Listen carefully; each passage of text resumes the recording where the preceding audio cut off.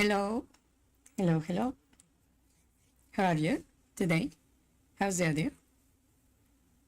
Everything okay?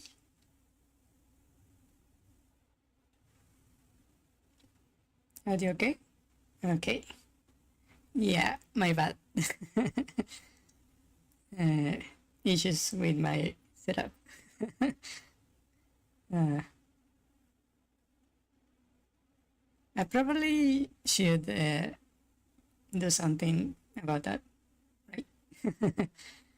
Okay. Uh, how's the music? Can you hear it? Any issues?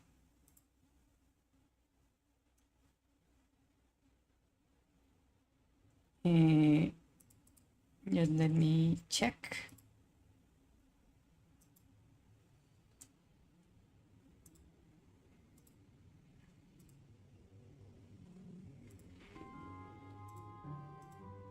Okay, that's the issue. Okay, fix it.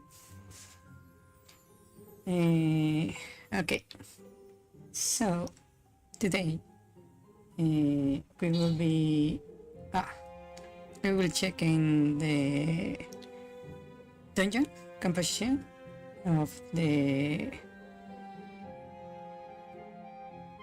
first level of the Legend of Zelda. Hopefully it would be interesting, because when you are making analysis, usually it's not that entertaining. But let's see.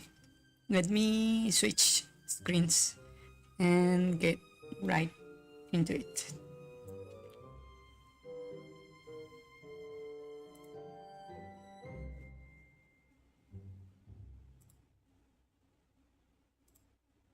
Okay, so here we have the first level of the game. Let me just open also the version with everything in it. And that's the wrong one. Excuse me. There it is. Okay.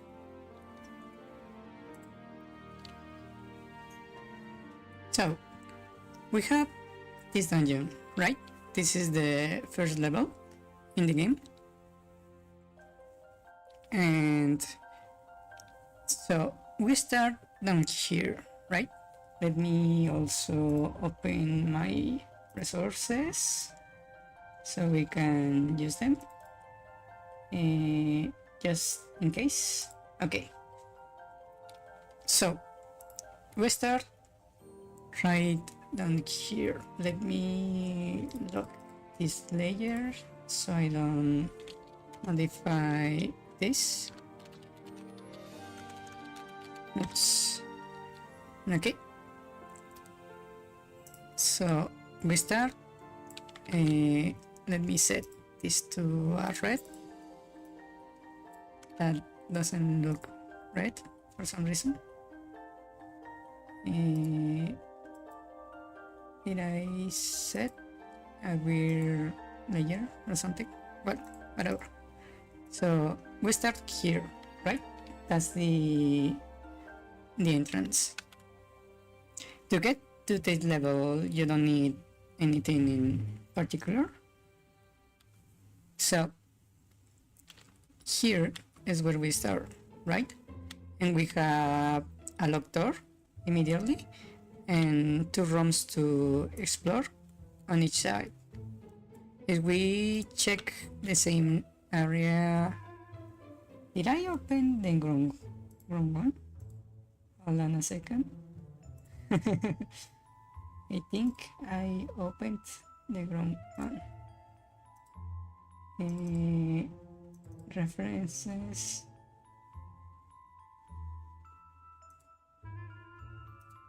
I think I did. There we go. Let me close this one. So We have these enemies here, and on the other side the bats, right? The right side is totally optional.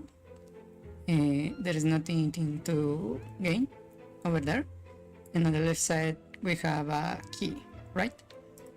So here we can add some annotations.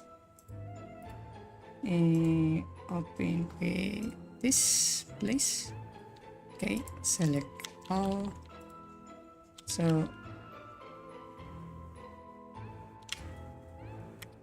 I don't know why it plays it all the way over there. Movement tool. So we have this lock door, right? And for that lock door we have a key in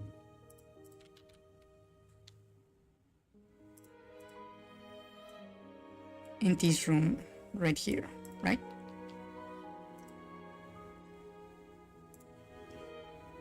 Like that. So for this door we have a direct connection for this key and an optional room. So let me set this as optional. I'm just going to add a layer optional.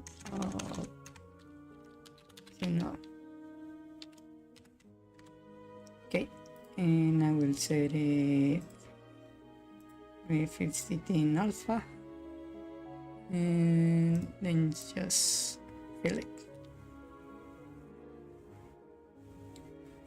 Yeah, the overworld was pretty complicated. Okay, so let me add these nodes above, and I will mark these 4 numbers.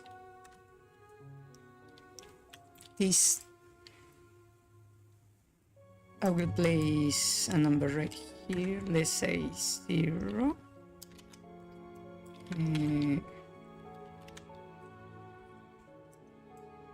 Not that, this place.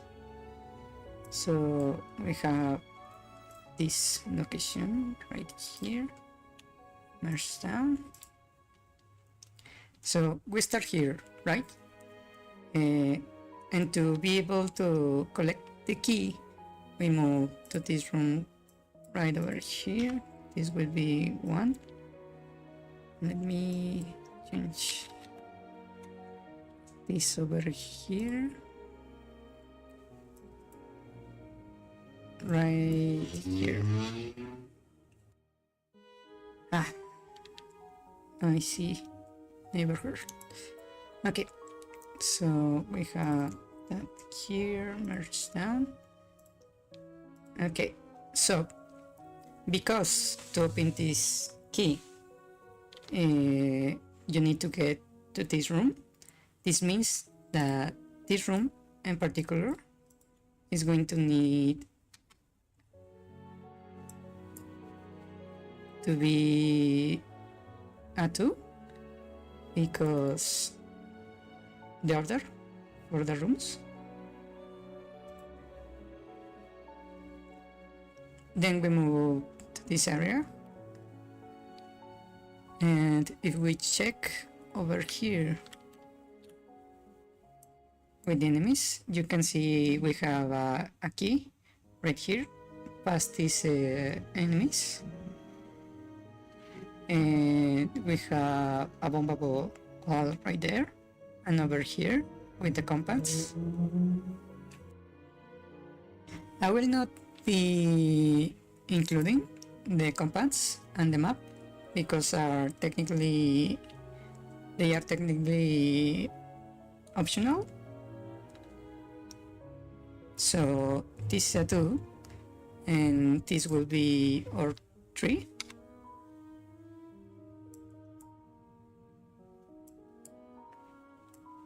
Yeah, not required. Task or tree, right? And here we could go either right or left, but chances are that this is going to be considered an optional room right here. So let me fill it. That's an optional.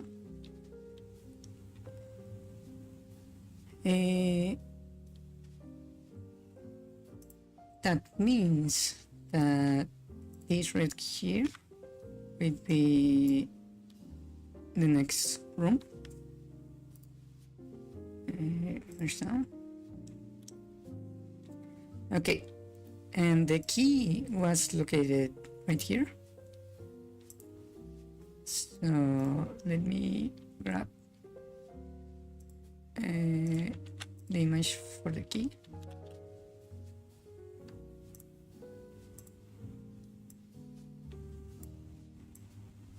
Right there. And then we have the lock.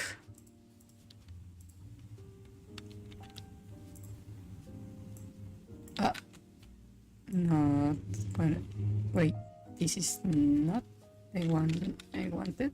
I wanted this one. Okay. So the door locked is right here. So the first thing we see here is that starting from the entrance, you immediately are faced with a door, and then the key for the door is a room away, right? You need to go here to open this door and continue. And the same thing happens over here, but you can see that the number of rooms increase between lock and lock. Here you have 3, and then on the next level you have 4 rooms, and then you can proceed, right? So we see an increment in rooms, but not really in difficulty, because the distance between the key and the lock is exactly the same.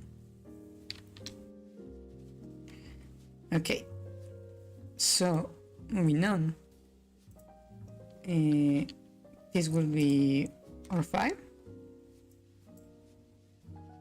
right here,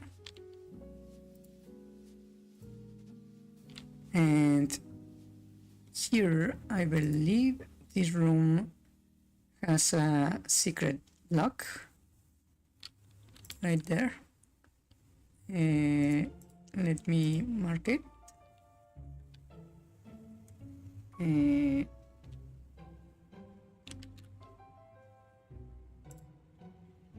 Come on.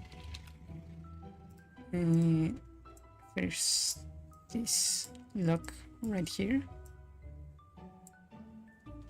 and the key. Come on.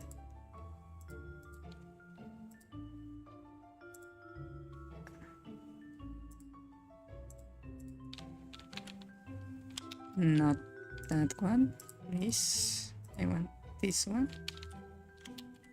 Again, not that one.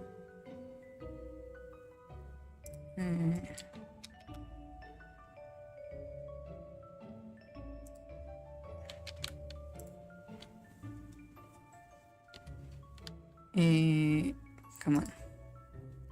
Select, copy, please, paste. Thank you.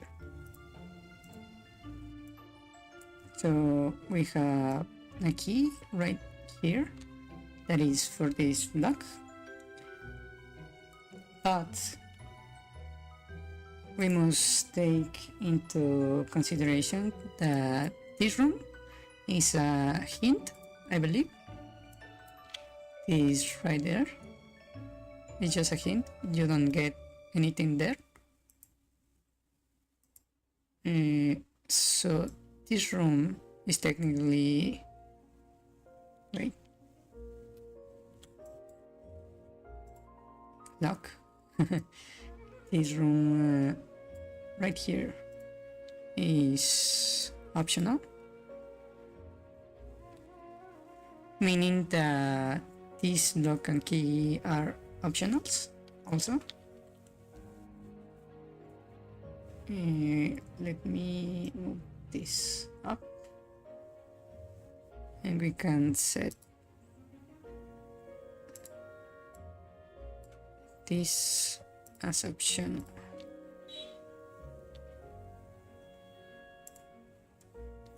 Please, this one is also optional. Okay. Now, on the next room, we encounter a lock door again. We don't have a key for this lock. Actually, instead of doing it like this, let's just say this lock doesn't matter. So I just remove this.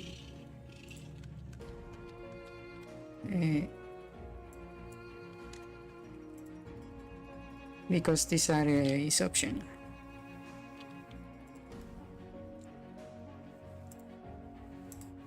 Okay.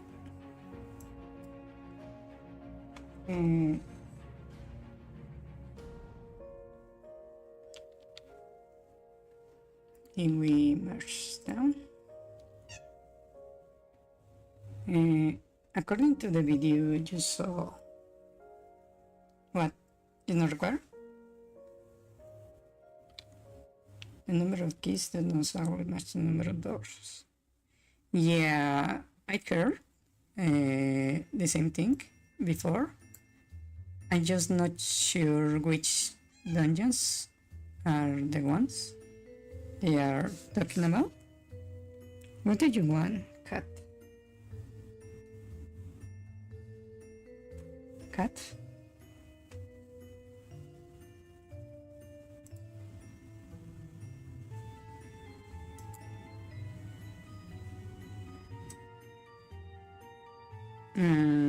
You think this is level 2? We will see. I'm planning to check the first 3 dungeons. Yeah. Let's see. Over here, we have the map here, orbiting this room. Let's see. The goal is to get over here, right? So let's see. You cannot go through to this lock right here, but it is necessary to get to the end,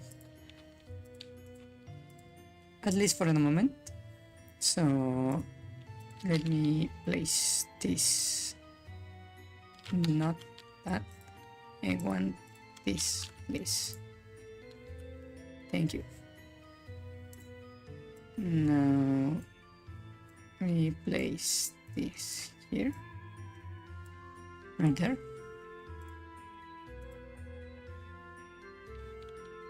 And I think I put it on the ground layer. Okay. So the next key for this is all the way. Wait. Huh.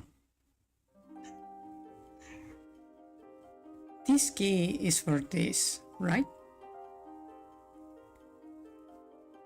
And this key is for this.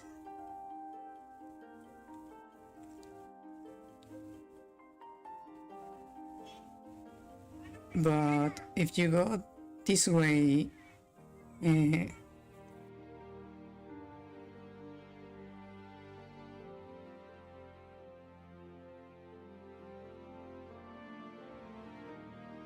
oh, I see it. I see it. There is a key right here. It's just really hard to see. I was wondering, hey, did we just get stuck? No. Okay. So we have another key. Right over here.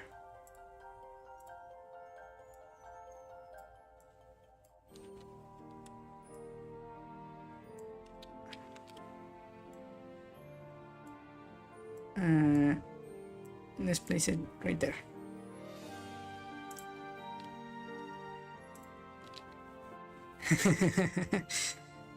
Okay, that means our critical root goes up through here,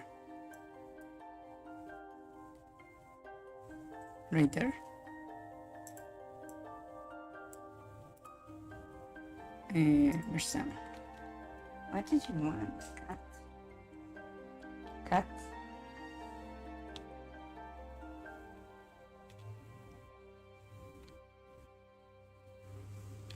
Okay. So this is interesting because when you reach this spot, you have two keys. What? What do you want?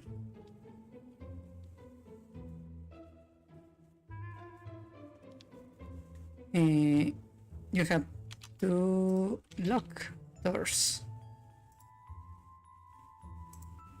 to use that key on. That's interesting.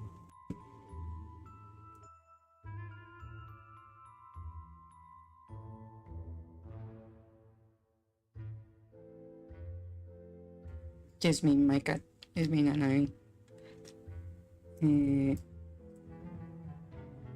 So that's the thing. Let me move this where it's supposed to be.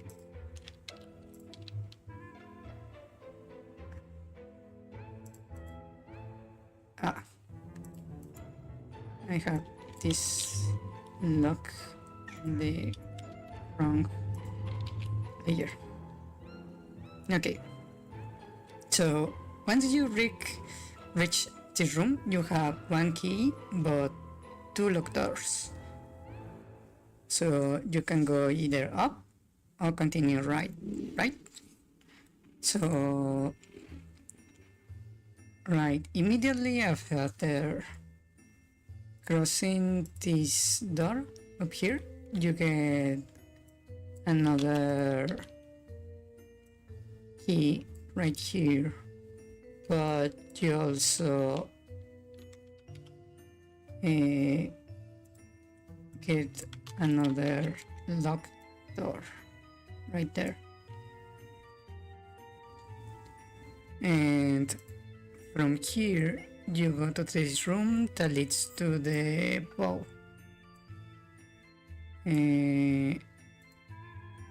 Right here, right?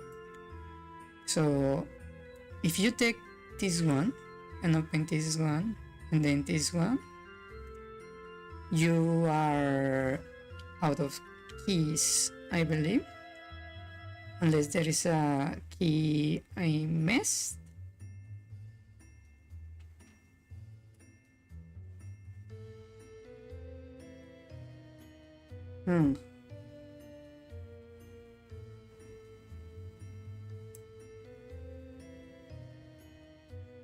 That's... We have a key right here, but this area is not accessible.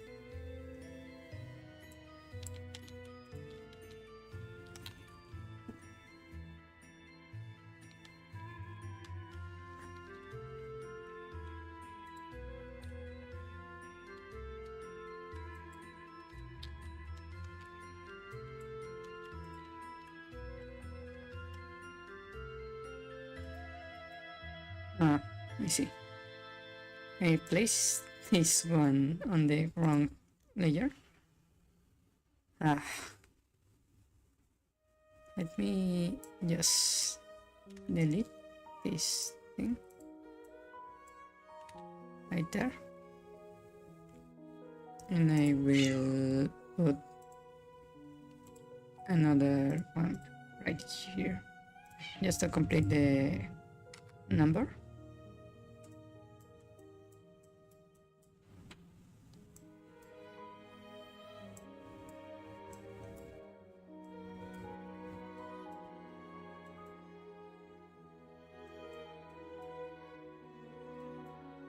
Right there. Merge down.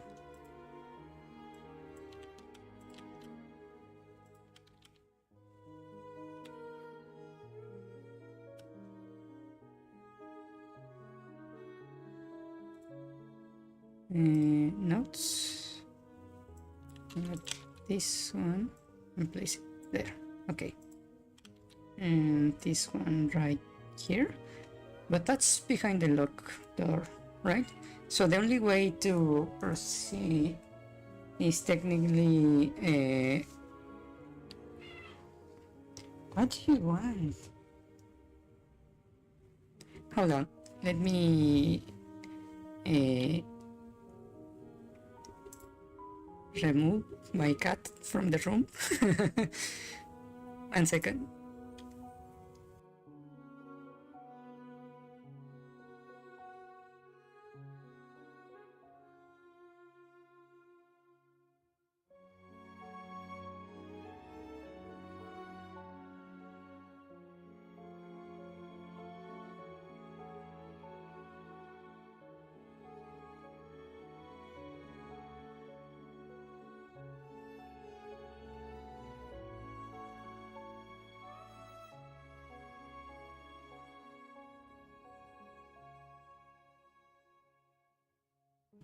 Okay, I'm back.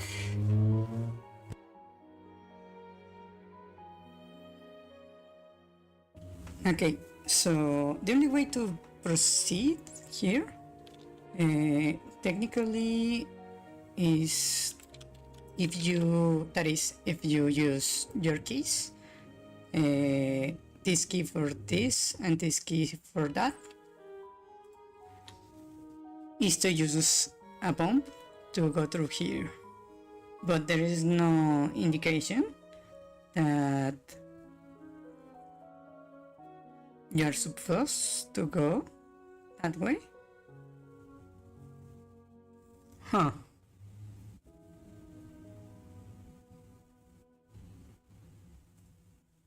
Well, maybe the map will give you that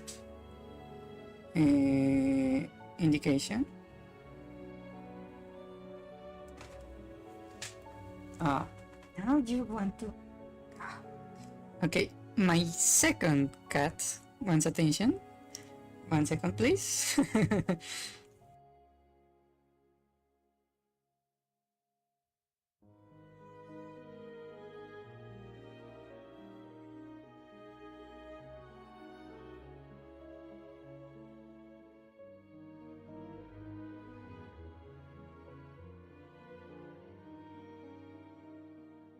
Okay, no more cats. Okay, so if that's correct, well, if we assume that all this stuff up here is optional, that would make the road over here like this, but there is a chance you will get stuck because blowing this wall is not really explained, because you are never taught that you can blow up walls so far.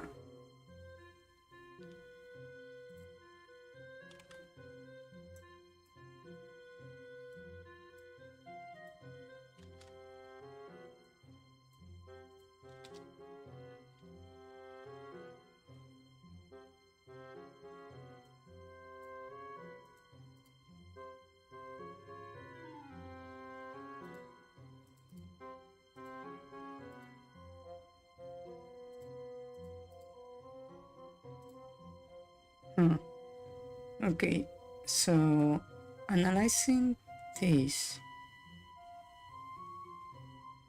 you have a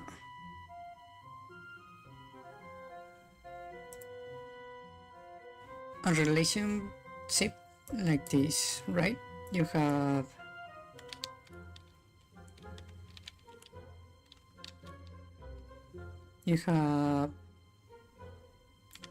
this key for this door, this key for that door, this one for this one for this.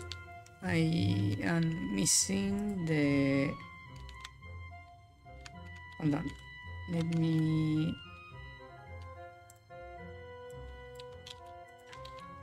put this one right there.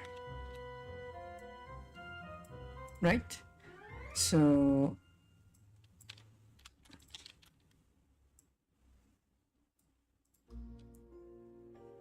let me make another layer. Let's call this paint. So this one for this one for this for this immediately here, and the keys like that.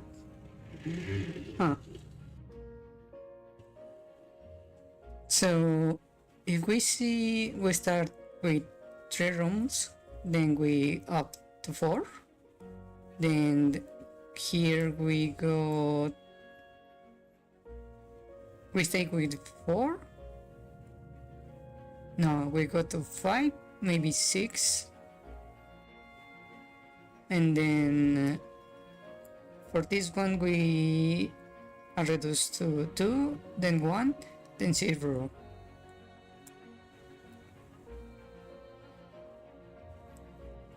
Okay, so what I'm seeing right here is that we have this like pyramid. We have, for example, we start with 3 rooms, we move to 4, then here we have 4, 5, 6, maybe 7. 7. Then once we reach a certain point, we move from 7 to 2, then 1, and then 0. So it feels like you have this exploration going up like this until the point where you get the dungeon item, the bow. Oh. Yeah, when you get the bow, then it becomes like a rush to go to the boss. I don't know if I explain myself. It's like this building forward.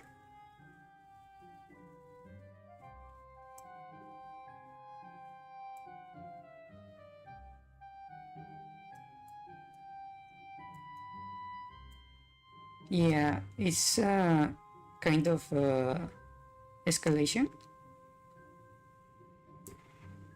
in the dungeon.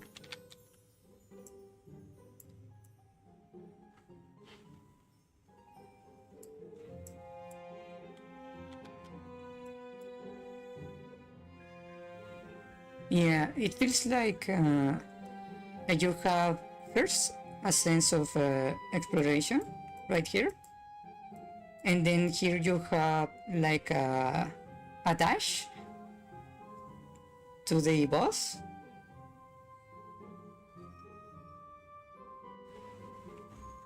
So yeah, this part feels like a section on on rails. There is no exploration, no doubt.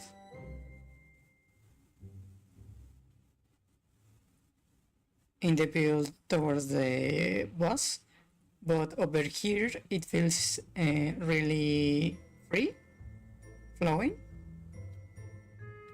until you get the dungeon item, which is very interesting.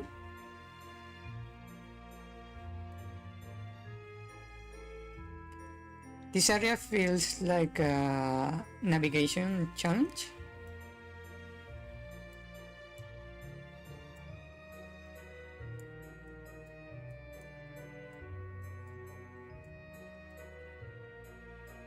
Like you are looking for something, right? You're exploring.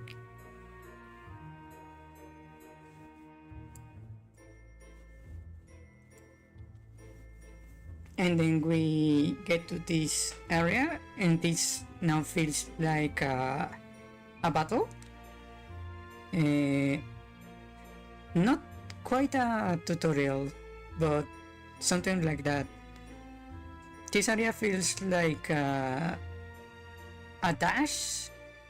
You cutting down enemies to get to the boss.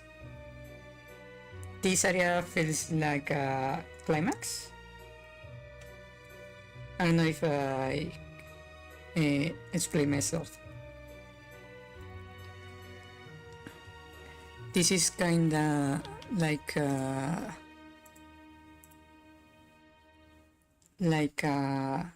what would be the word?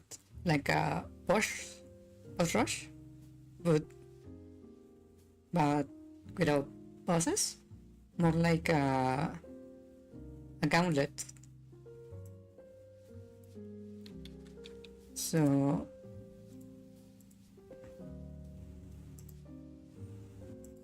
come on. This area feels like it's meant to be a battle. Up here.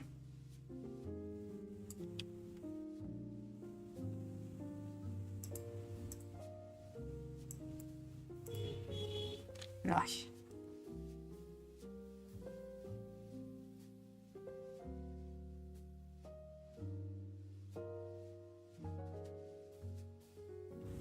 So we have an area of exploration, and then we have a rush to the boss.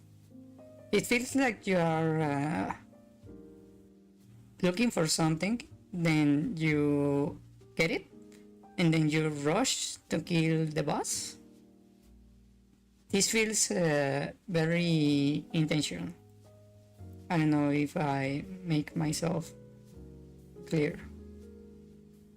Well, let's see some more dungeons first.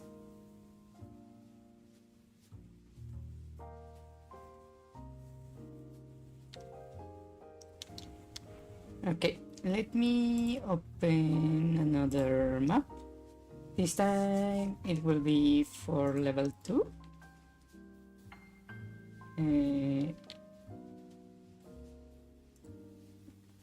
Okay, this is level 2. Right here. Let me remove the announcements. Ah.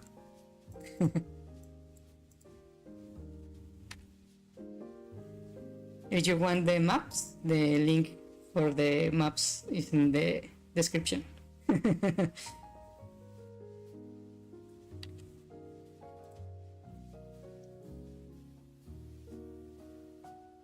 Okay, so this is level 2. This is where we start. Okay, let me open the version with the stuff right here.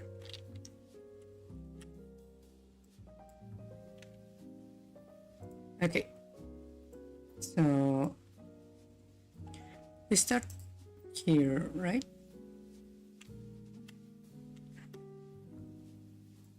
This is our 0.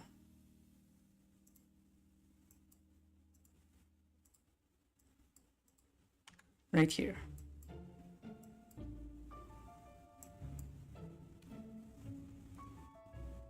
And let me add here numbers.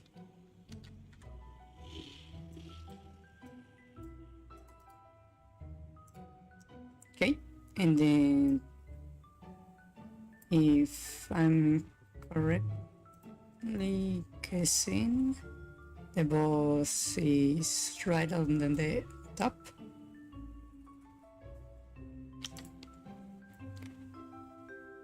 So that would mean, let me create another layer of optional.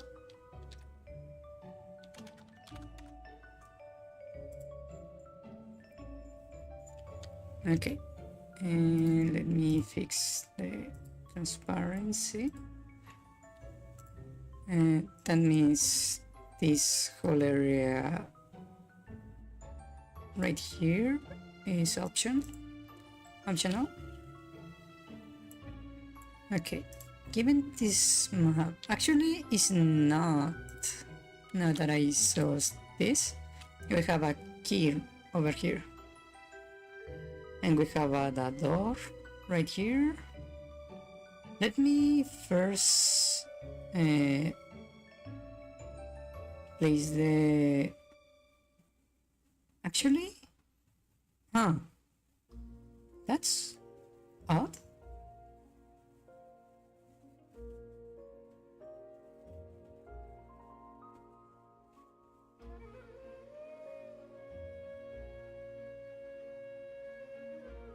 I'm looking at this and I'm realizing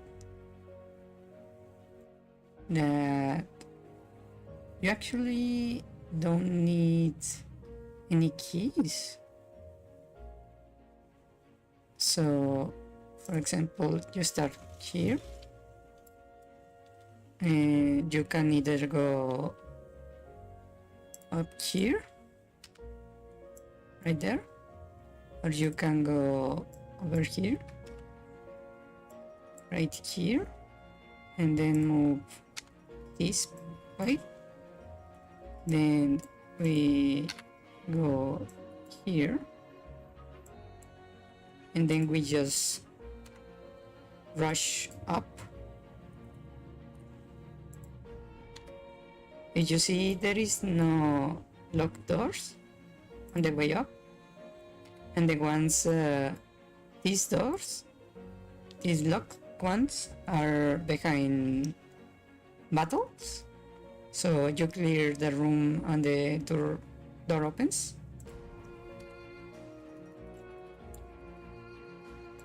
This means that in this dungeon, all the keys are optional.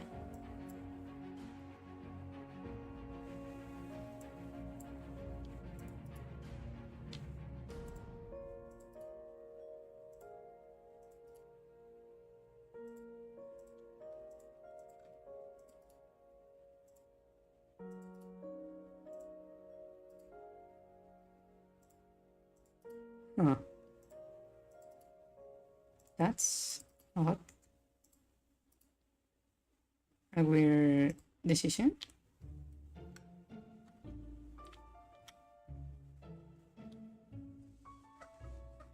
Because this path is completely clear right here. You can just go up and up, defeat these guys, move here, defeat these guys, defeat this, move up, defeat this, move up, defeat this, and you go straight to the boss without needing to do pretty much anything. Also, the dungeon item is literally just sitting here in this room.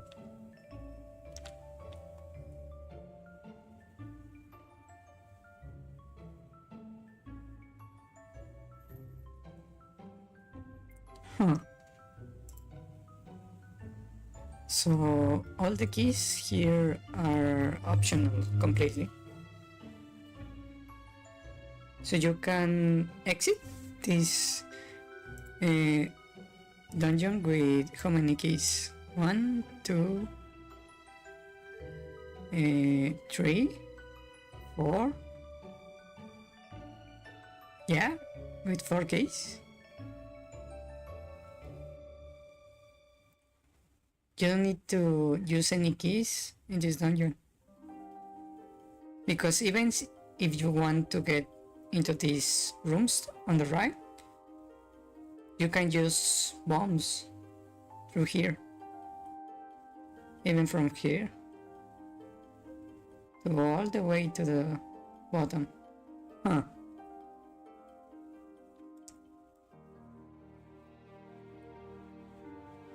Also, there is one more thing I just noticed. You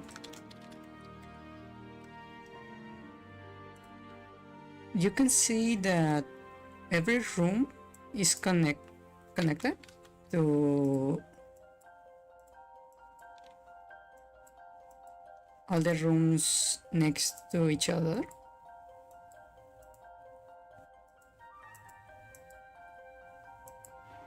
So there is technically no direction you can go in. All the rooms are connected. Huh. Is that true over here?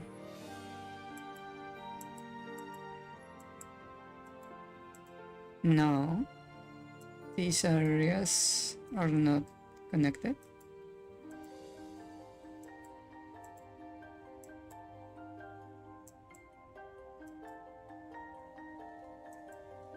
Well, almost all rooms have a connection.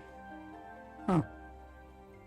Just these two are the ones that don't have it.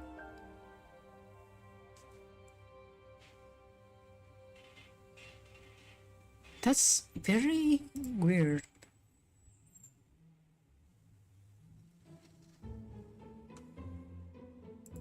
Because that means that this one,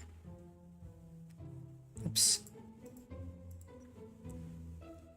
that one, and all these rooms are optional. Right here.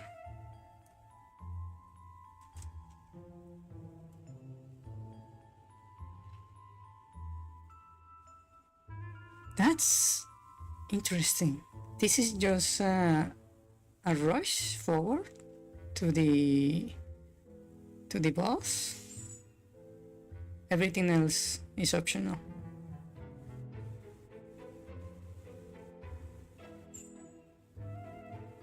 Huh. That's really, really strange.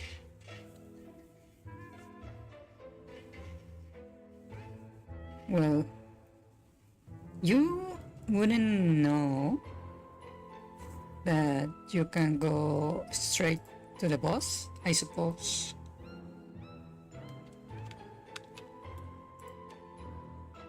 Oh, not what I wanted.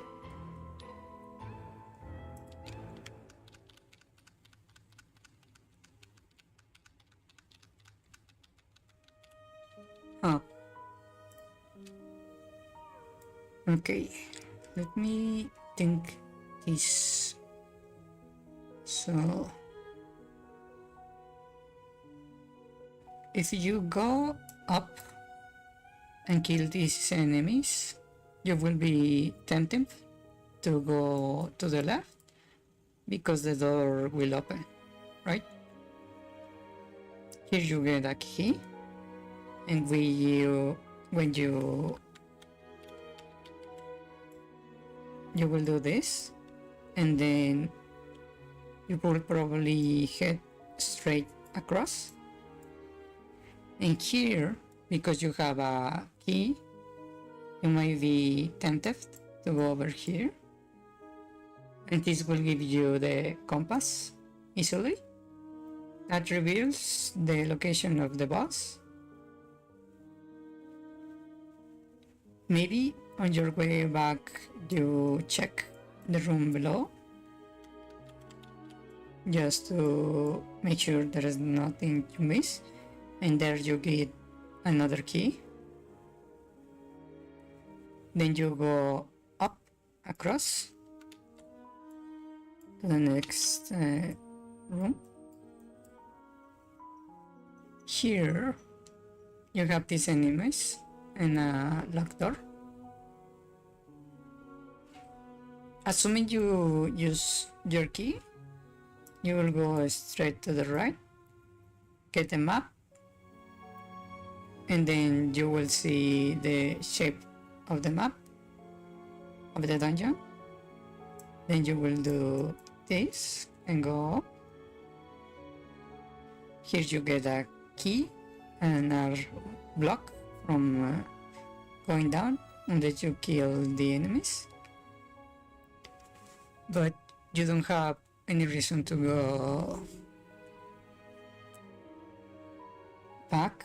So here, if you are interested in checking every room of the dungeon, since you know by this point that the boss is up there, you will probably first check here, grab the boomerang, and then keep going. Here you will get rid of these enemies, get a key, probably do the same movement right here, check, and then go forward. Here you will see the key. Chances are you will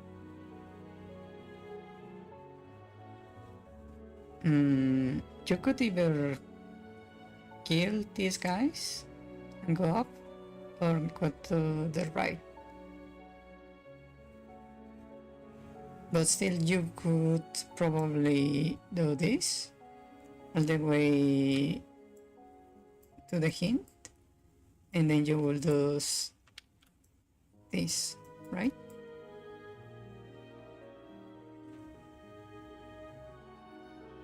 And then you get to the last. You will feel inclined to go to the doctor.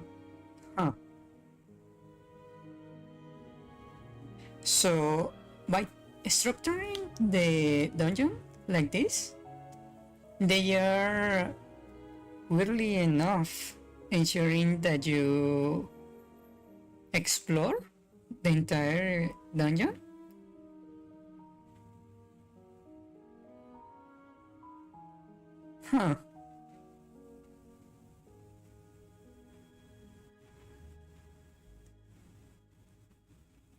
Because you get the compass here, that means that you know the goal is up here, right?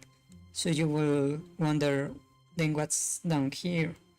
You check, and then you will go forward, north, to progress.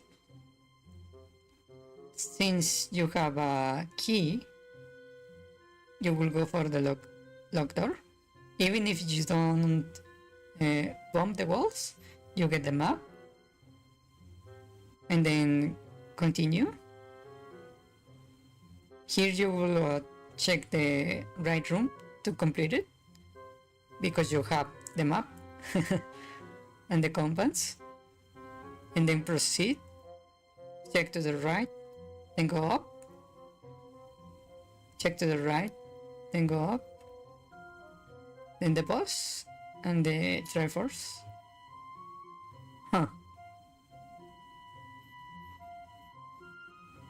So they are basically ensuring that you check the whole dungeon just by placing doors and the compass and map.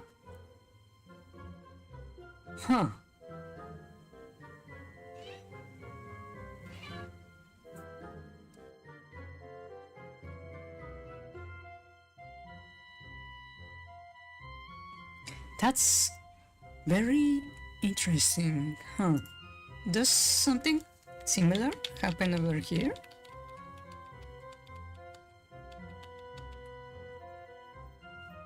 Okay, so you start here, right? You have a locked door.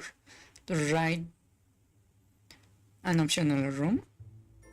Okay, let me do this over here so I can see the enemies. Let me set, well, that doesn't matter. Okay, so let me remove this layer right here.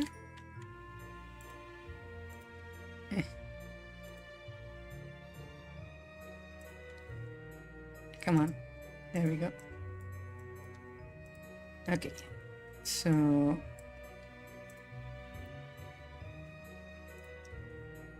we start here, right?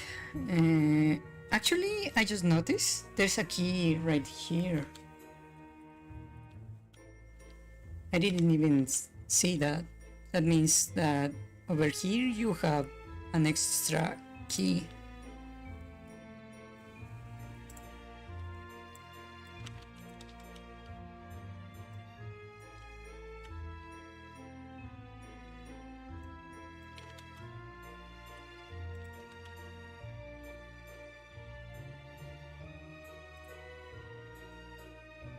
Right there. Huh.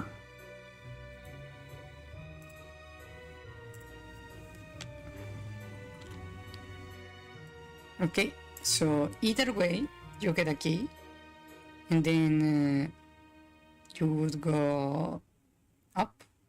So either you go like this or like this, but either way you would still head up right there, right? Once here you're on the path is up, here you get a key, and which way would you go? Right? Left? Here? Well, even if you go left, right here, well, since you have an extra key, you will probably go straight, right? Assuming you don't figure out how to open the door, you will keep going, find the map. Yeah.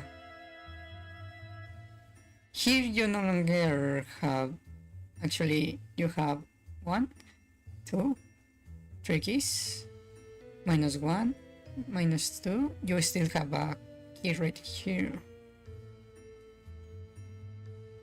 So yeah.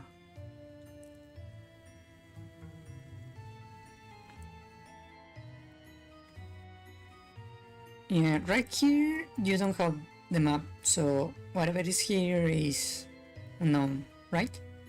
But once you have the map here, you see that there is a room you are missing right here that maybe will make you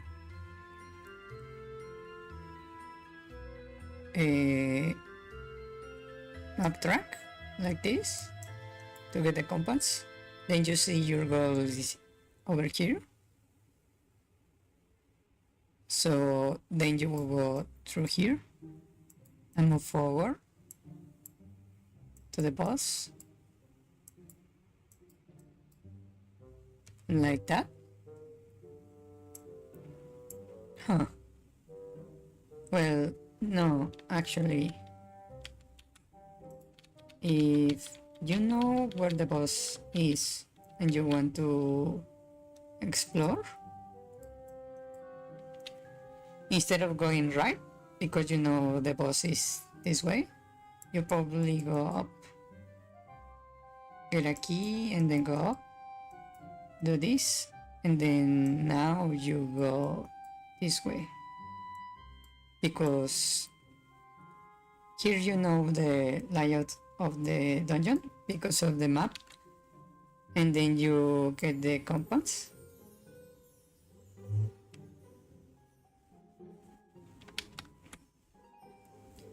Yeah, and then that's the rush towards the boss. Huh.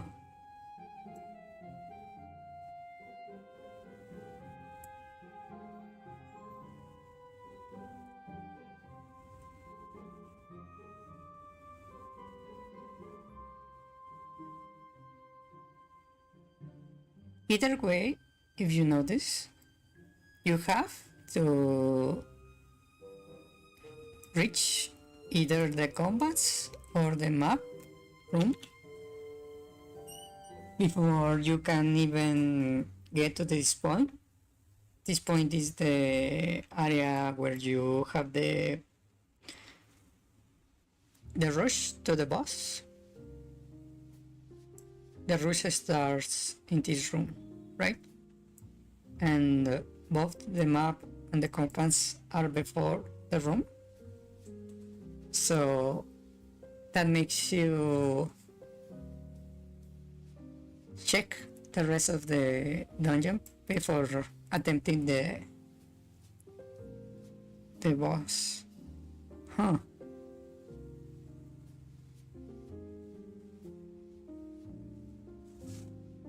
That's very interesting.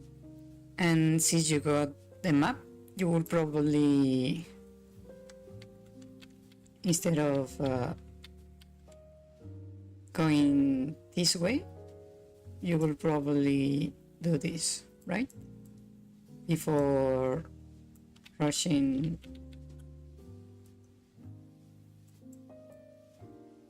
to the other side.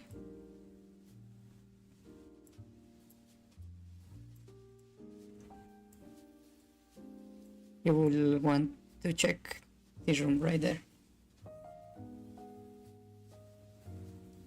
Huh. So you're encouraged to check the entire dungeon because of the placings of the compass and the map.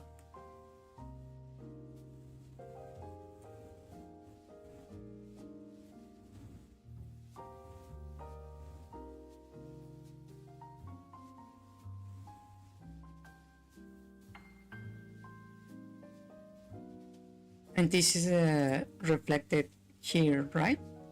This is this line right here correspond to this room.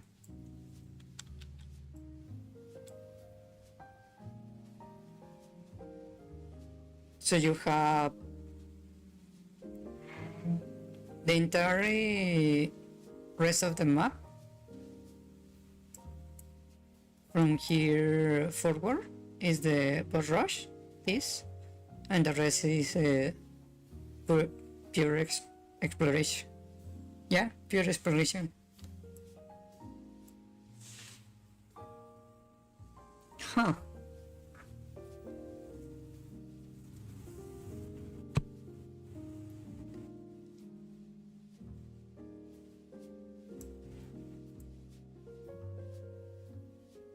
Do you see it too? Or maybe I'm just delusional.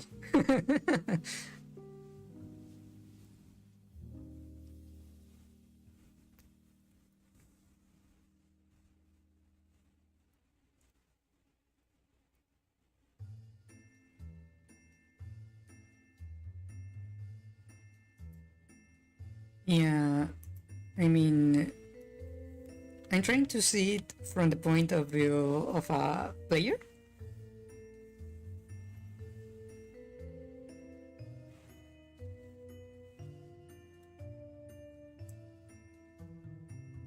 Because here, an alternative path, if you go this way, and then go up here, since you got this key right here, you will be inclined to open the door right there. That will get you the compass and tell you that the boss is up here. So you know the goal's up there, and the question then becomes what's over here, right? So you will do this, like that, and then continue with a new key. This key right here. Then you will check for the map. You will know the shape of the dungeon.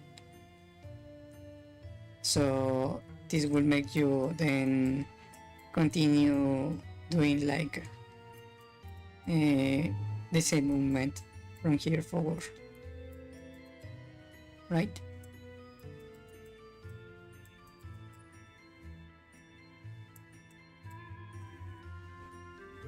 Either way, you explore the entire dungeon.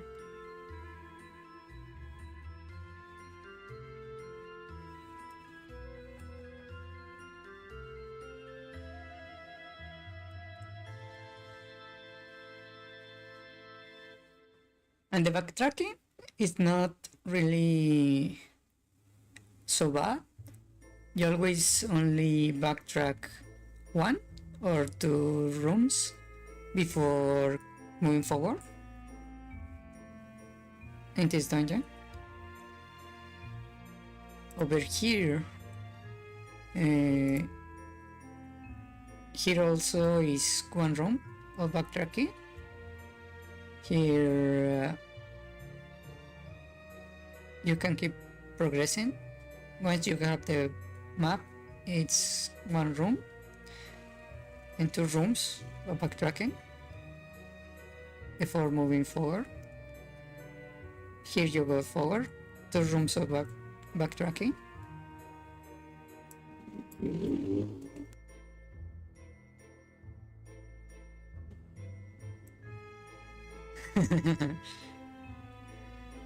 Yeah, I'm trying to get on the mind of a player, right?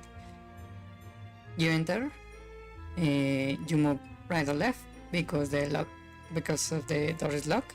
Either way, you get a key.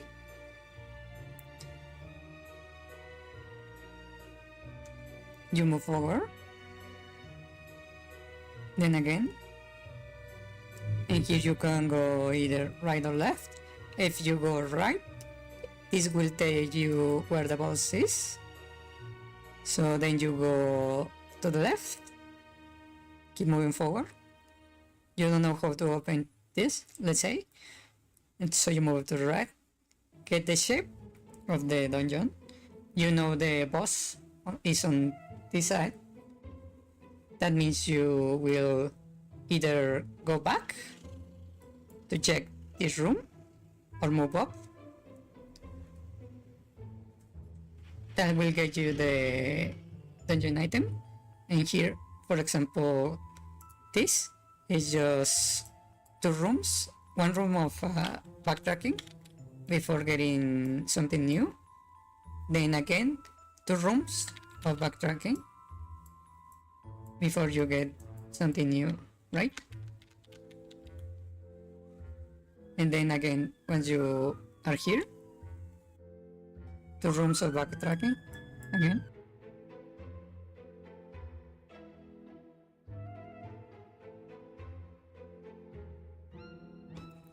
Yeah.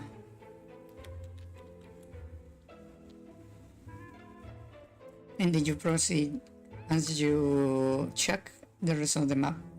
You know you have to go this way, right? Because chances are you already checked this room.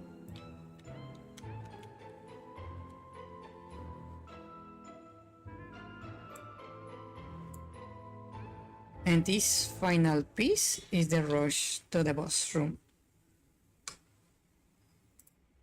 And over here,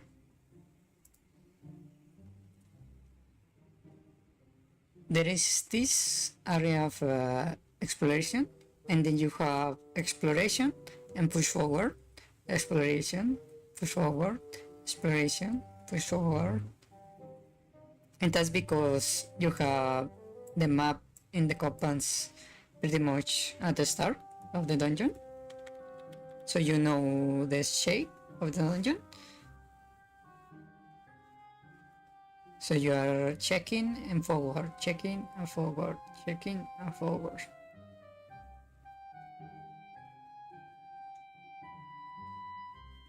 There is a small chance here that you go this way. Let me change the color. There's a small chance here that you do this, that you check. You see there is nothing interesting. You don't check up here and move forward. Then you see there is no door here. So you will backtrack once more over here, and then you will move forward, right?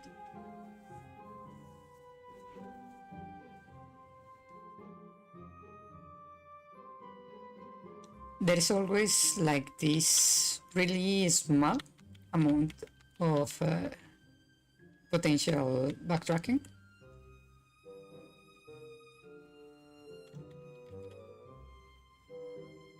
Huh.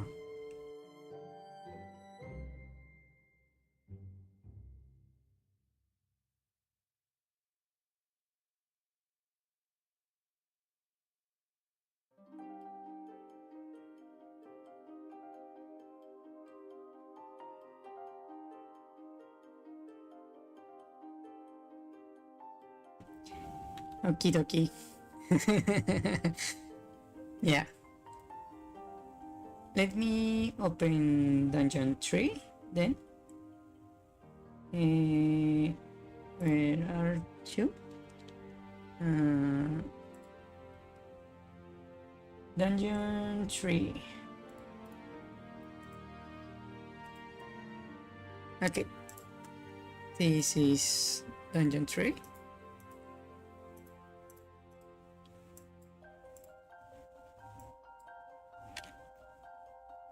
Okay.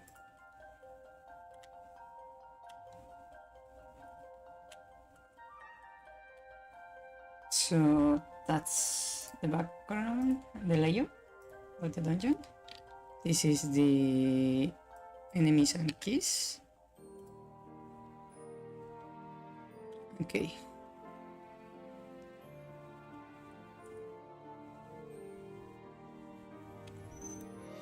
Huh.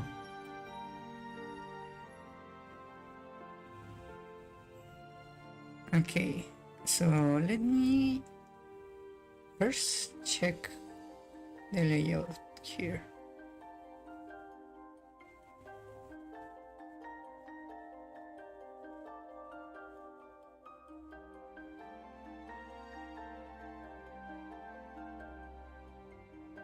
Huh. So you start over here. Let me create a layer right there.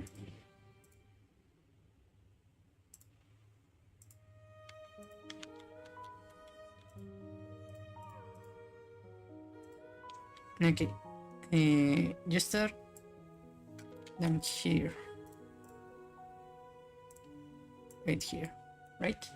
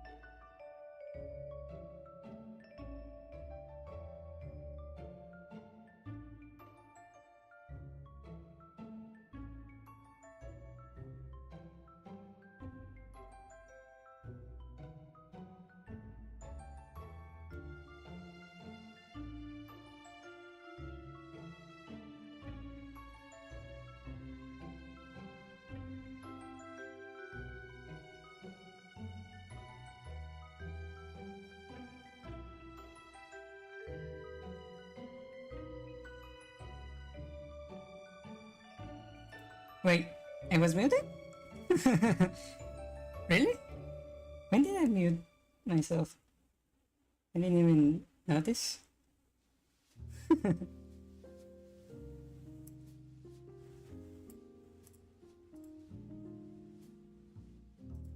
Can you hear me? Everything okay? Oh, my bad. Okay, I want to map my critical row right here. No, I probably muted myself without realizing. So I don't know which part did you hear and what you didn't.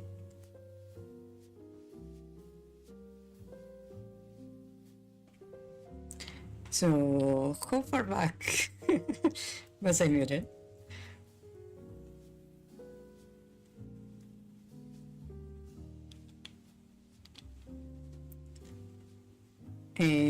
Did you hear my explanation of this row right here or not?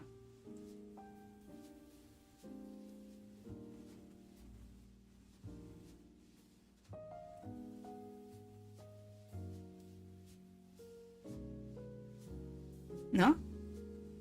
You did not? Okay.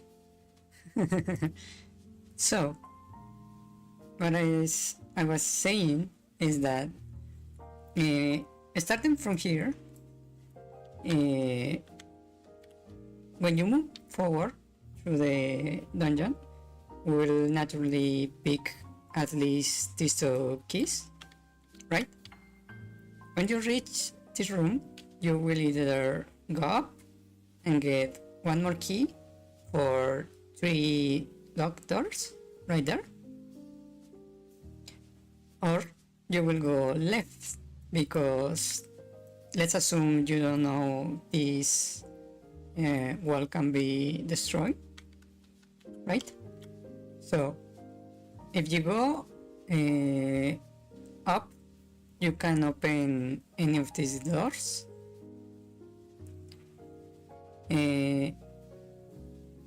Going left will lead you to another key, for sure, right? And then it will lead you to either another locked door or straight to the dungeon item, right? If not, it will lead you to the compass and let you know that the boss is over here, right?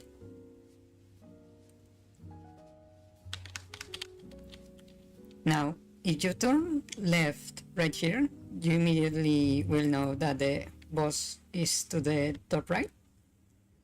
That means you will probably keep exploring down here and get the dungeon item, and on your way back you will follow this flow of the red arrows, get another key, come over here and get another key. And if you decide to move forward right here, you will find the map. You will see that everything you have over here is the boss. So you will probably go here and then backtrack up to check the rest of the rooms. However, if you instead go up,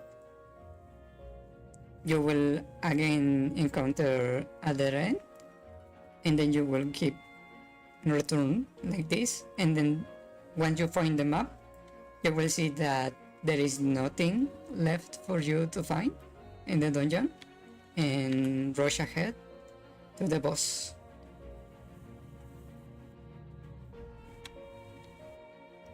Right?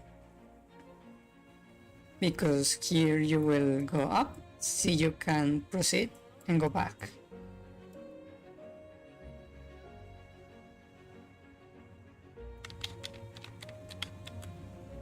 So this is the general flow a player would do in the dungeon.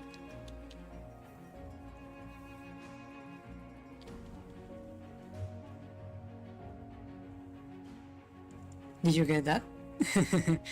Or do you have any doubts?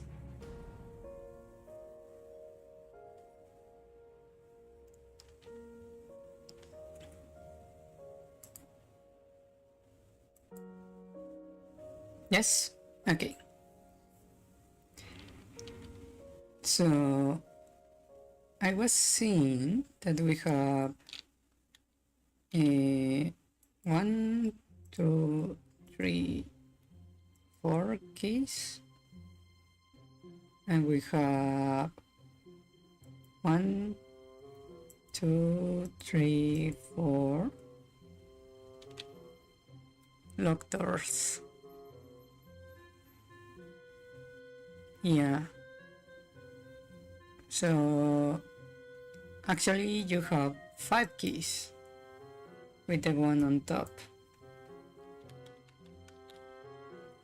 1, 2, 3, 4, 5. And locked doors you have 1, 2, 3, 4. This dungeon has more keys than locked doors. Huh. That's interesting.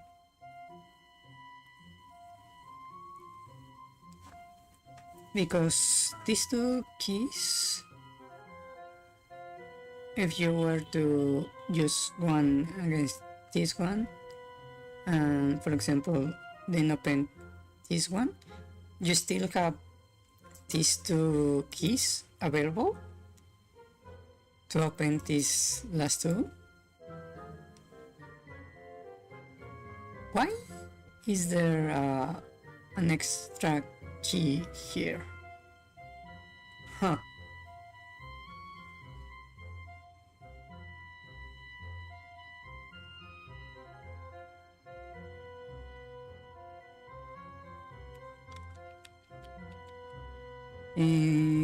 Why?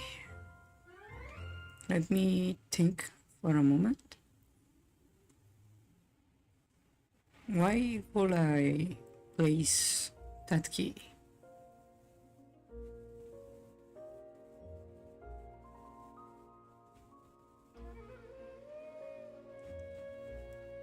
Huh.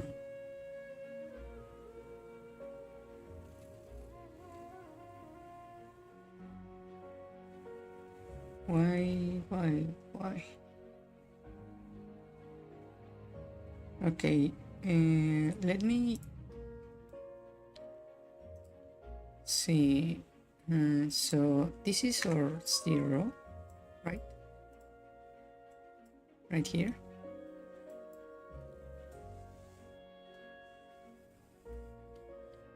Let me create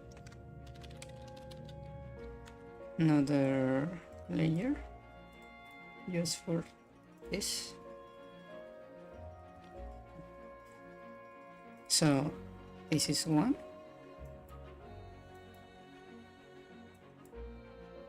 And 2 and 3. Okay. So our 4 would be either this or the one with the locked doors.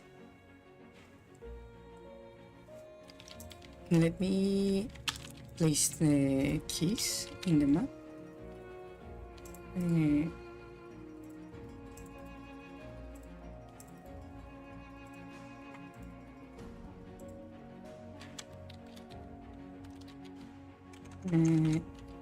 Symbols. Okay, so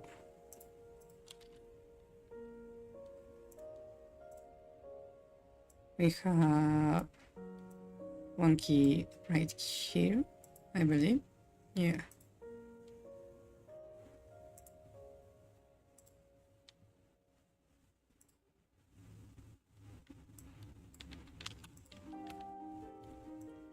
And then another there.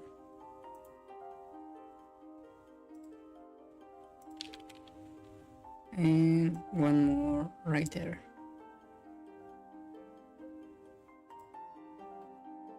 Then there's the one over here. And one right there. Right? 4 keys and a 5th one right there.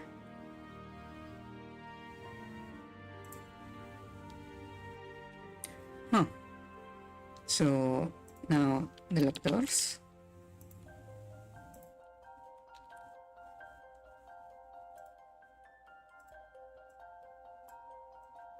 Okay.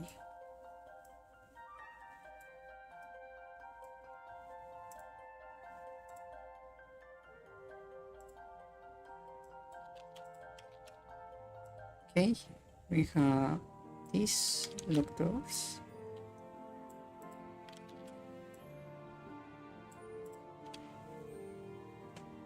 That's quite interesting.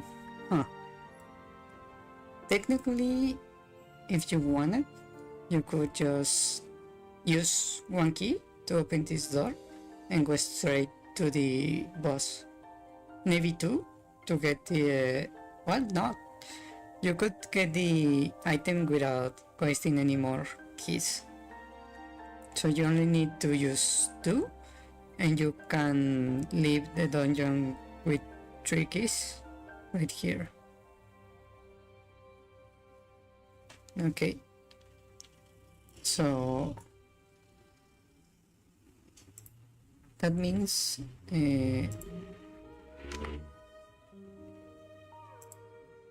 this will go like this.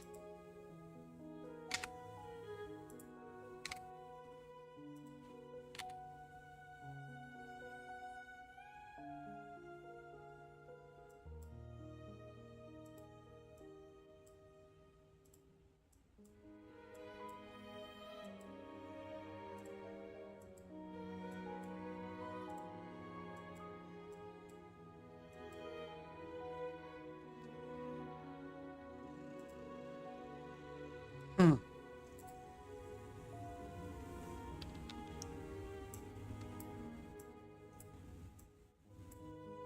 That's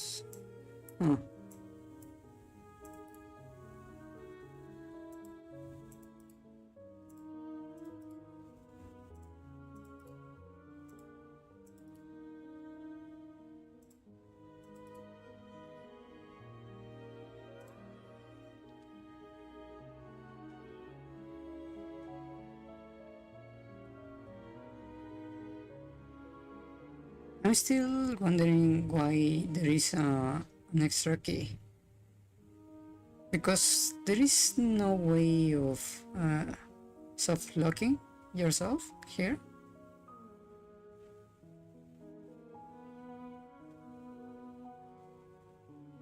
Huh. What am I missing here? Okay, if I'm trying, let's say I try to purposely get stuck. How will I do that? So I start right here, right? Move down and to the left, up, all the way there.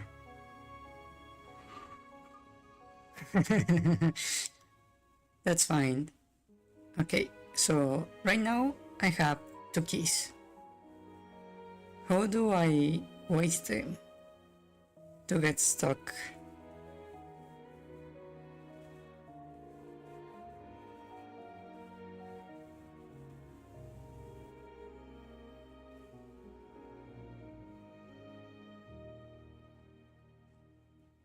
Yeah, if I use this to unlock this door, I will lose 2 and only have 2 keys, but I can still do this.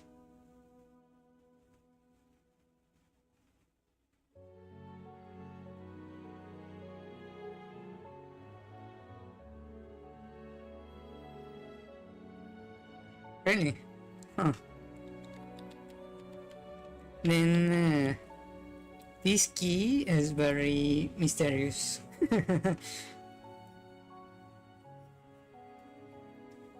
Yeah.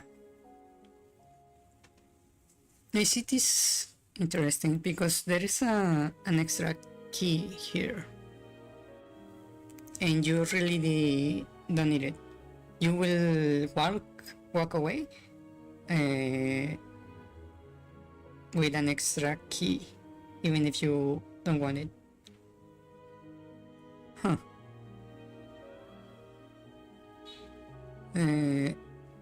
Yeah, because if I were to use, for example, this here and this there, and finally, for example, this here, you still could grab this one for here, but you don't really need it.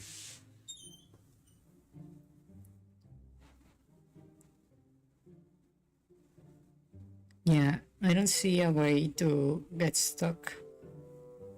There's simply one extra key. Huh.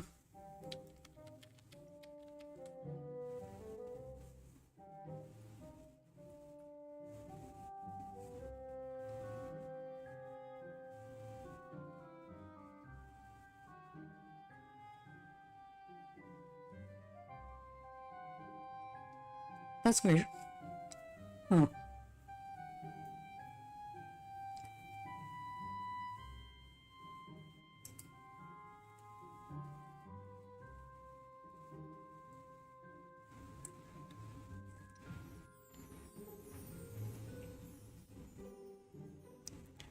Well, from here, in this dungeon you get the draft. From this one, you get nothing useful. And from this one, you get the ball.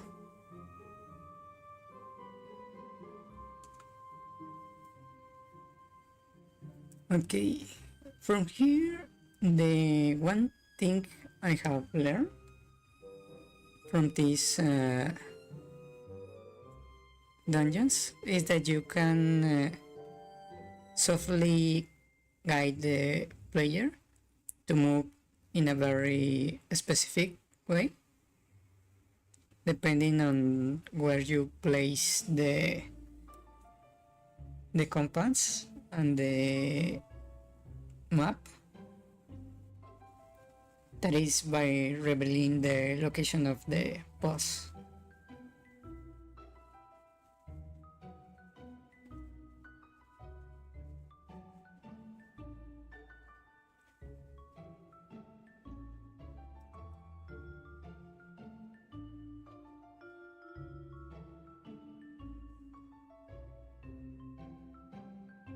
The map will what does is make you check places you haven't visited, right?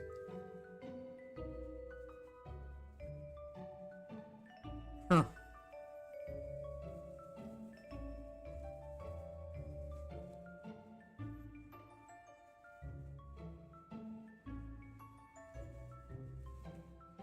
Okay. The other thing actually, let me check on these dungeons. Here you have let me add another layer. So you start accessing this area, right? You have technically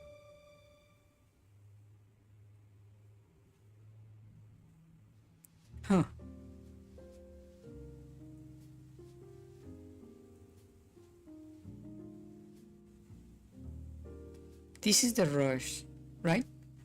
Is Doranki, Doranki, Doranki.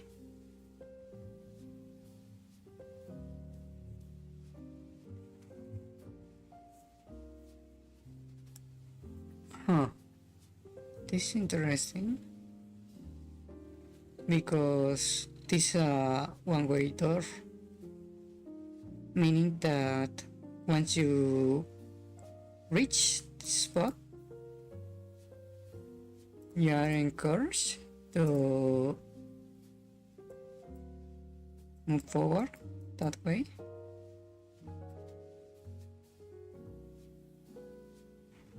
Where are the keys again?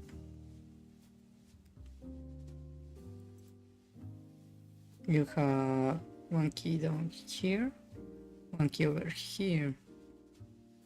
That match each door right there.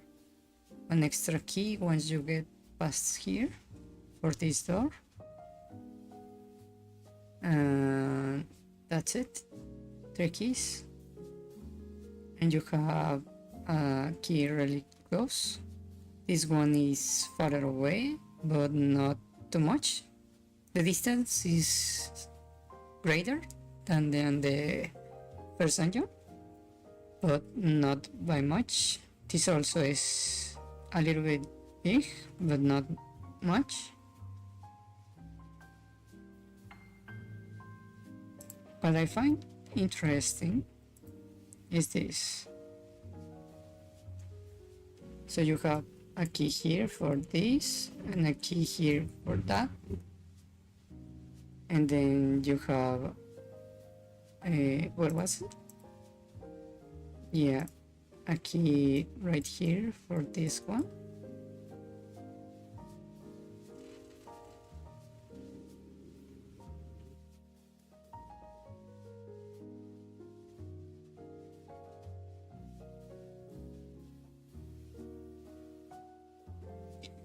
Okay.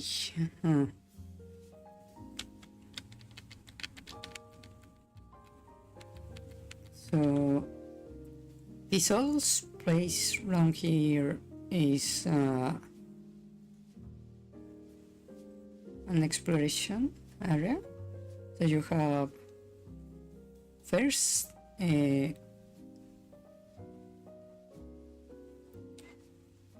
2, 4, 5, 6, 7, 8.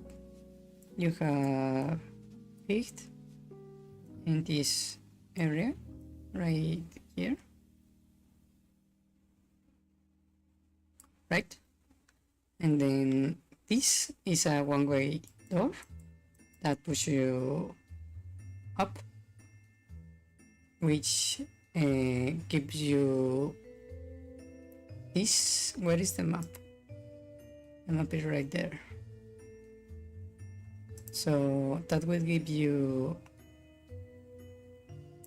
this as a playground, this area.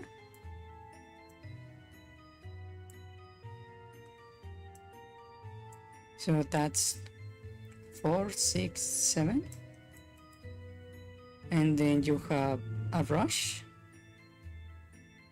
1, 1, 1. And the go, right?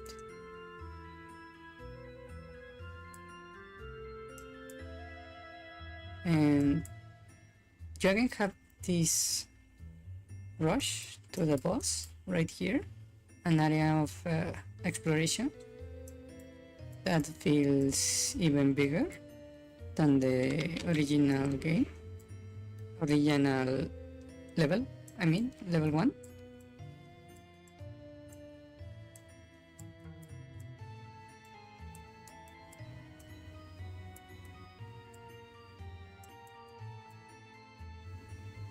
And this is our omelet.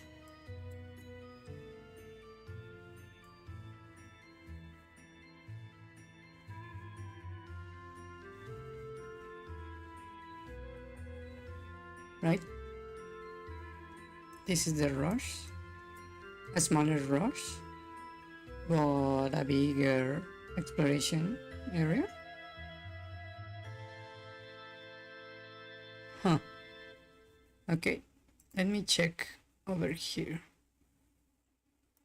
So we start with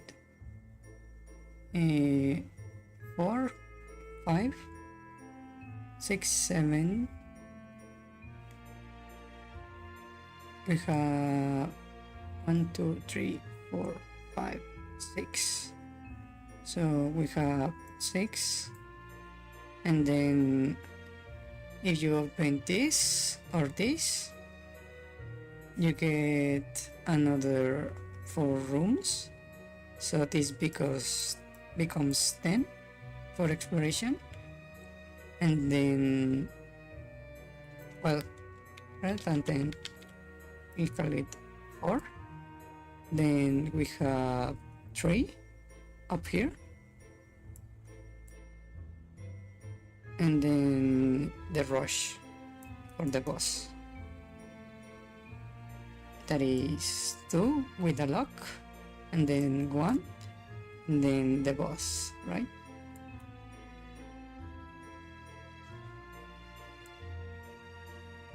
And the rush starts here. This is more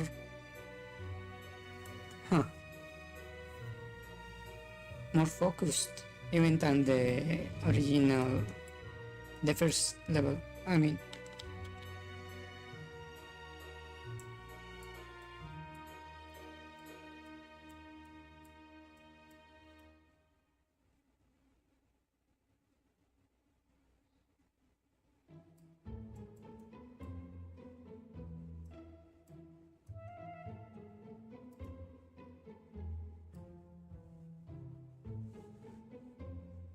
So you have this kind of gauntlet after an area of exploration towards the boss.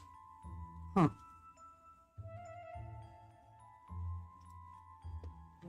Okay, now this is making me wonder something. Let's see. I want to see the overworld.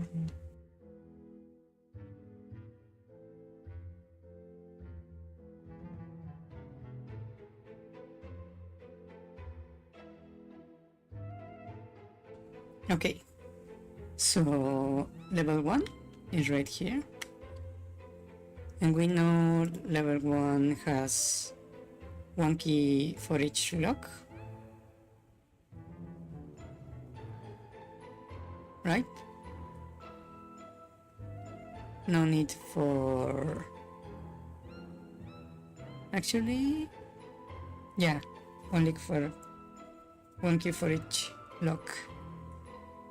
Okay, in the overworld, what do we have nearby?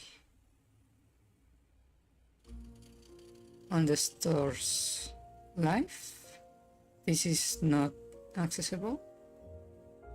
This right here, potions, very close by. Money, car continue. A store, but not selling anything interesting. And further away, oh, okay, let me check level 2. This is level 2. What we have nearby? We have App Store right there. We have Harpies close by. This store and this store.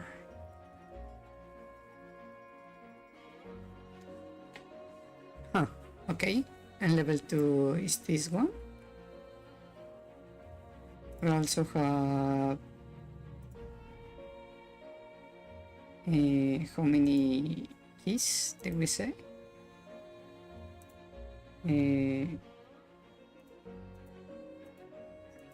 I didn't mark the keys.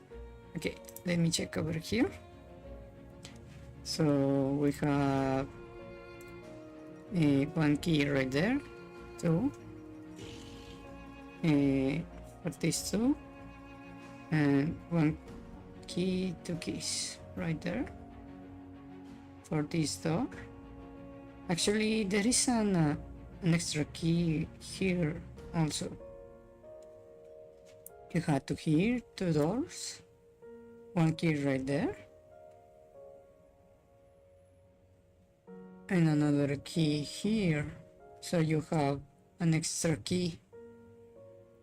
Huh. So there is an extra key here, and there is an extra key here. Let me check nearby level 3. We have a potion shop nearby.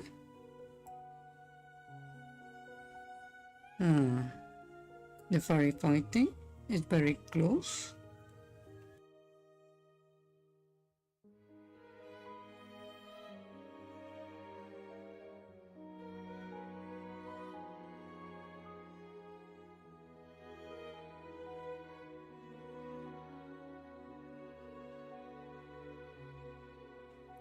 Yeah, huh. Okay. I thought maybe I would make sense of some of the placements of the shops, but not. I thought that maybe I will see this kind of potions shops very close to the dungeons, but not. We have this one for this one, for the level 1, but this one feels a little bit too far away to be for the dungeon. Also, the fire fountain is quite a bit away.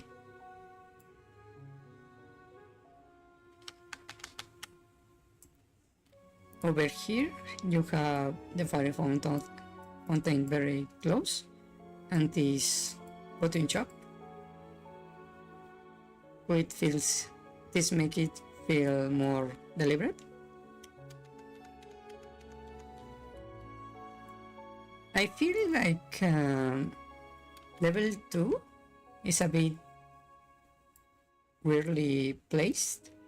I feel like maybe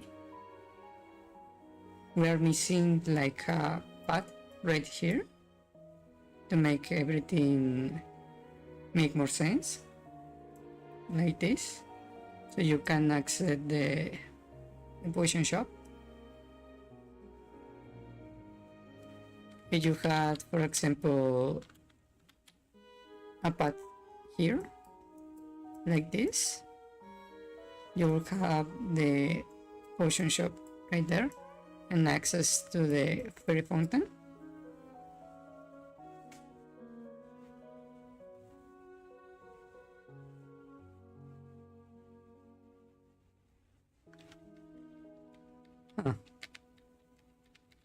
Level 2 feels a bit out of place in the map.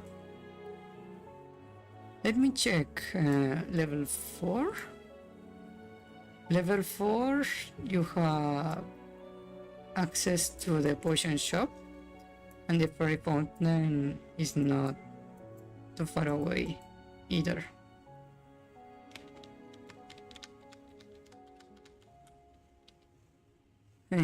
What about level 5?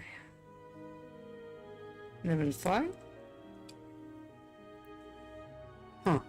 This one also feels weirdly isolated. What? Maybe... yeah. Because you do have a potion shop very close, actually.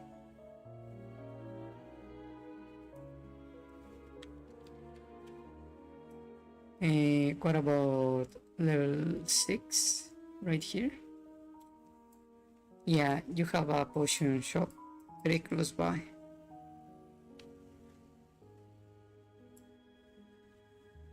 Yeah, you have this one right there. You have this right there, and this, the same for level 3.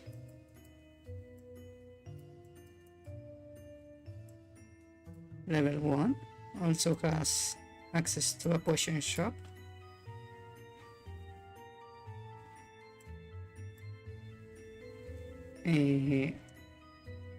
Look, level 9, literally next to a potion shop.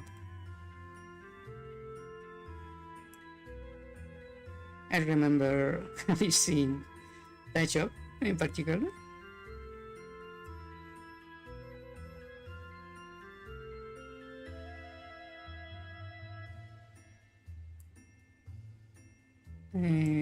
Level 4, level 5, 6. What about level 7? Where are you? Level 7. That was square. Level 8 is right here. This also feels weirdly away from the potion shop.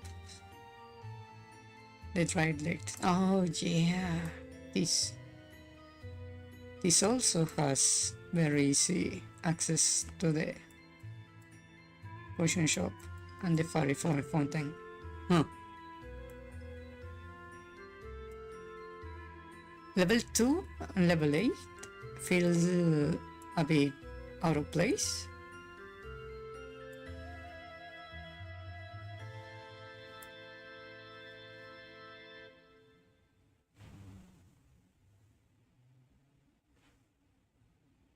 because this is quite the path to get to the closest shop.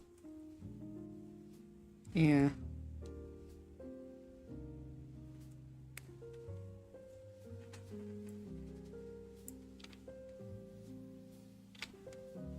Actually, it's easier to get from the level 8 to the shop than from level 2. If this shop was, for example, right here, it would make a lot more sense, the position of the levels.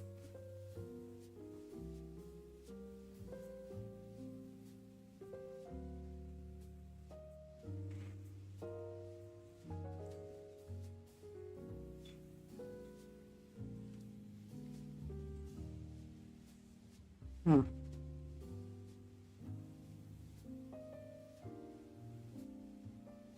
What do you think about this? I find it a bit intriguing, the position of the shop.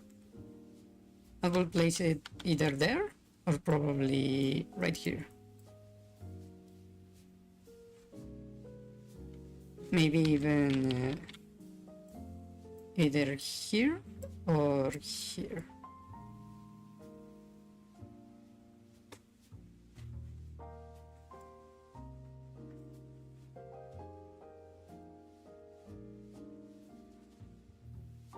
Ah.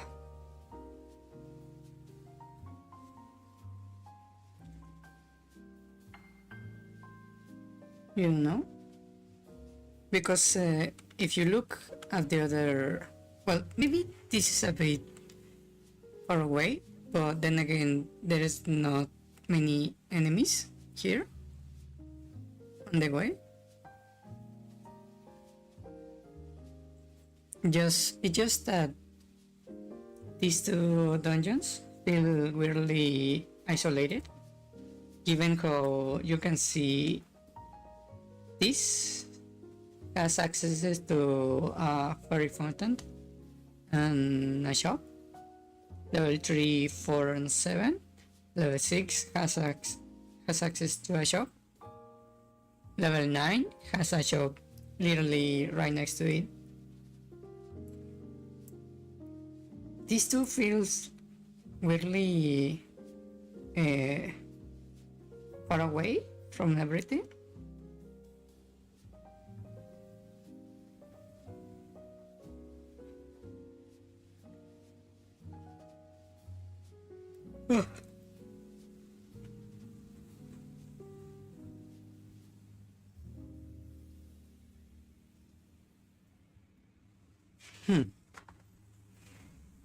Also, seeing this map, I see that there is no secrets in these walls, and I remember I was bombing this wall like a dozen times in my playthrough. I feel like I got trolled.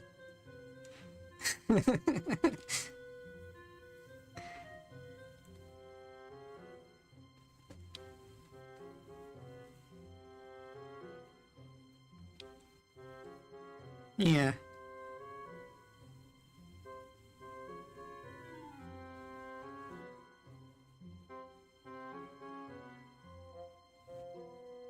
Hmm.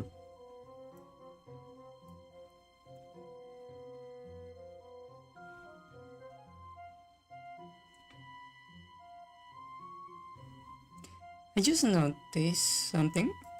In the game, to shoot arrows, you use coins because you don't have an arrow count. You don't have a quiver. So why are they selling arrows in the store if your ammo is literally the rupees? This is your ammo. So why buy this? Does that mean that this is like a upgrade? an upgrade that I never bought.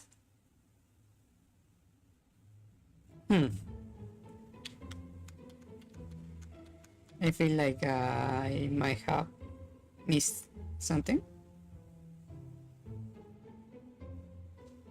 Oh, I see.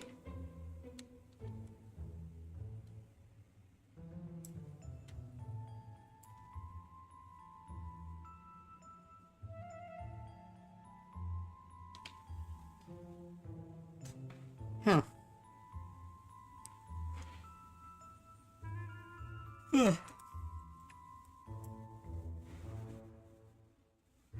Okay. I see there is a key store close to the dungeon, right there. Let me check. What other stores sell kills? This makes sense. This one sells kills, right there. There is this potion shop in the middle of nowhere, right there, right next to the star. That's a bit weird. You have keys right here, close to the fourth dungeon.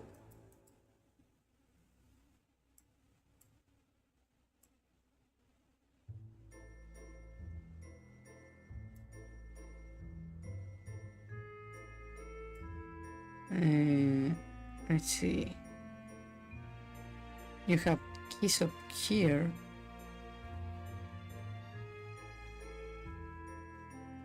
Actually, I just noticed this one is cheaper than this one. This one is 100. This one is 80. Huh.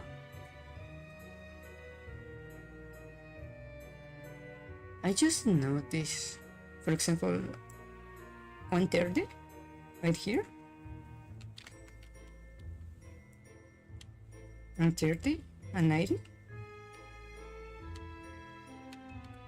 Is that hidden? Let me open the other map. This one. Let me hide this.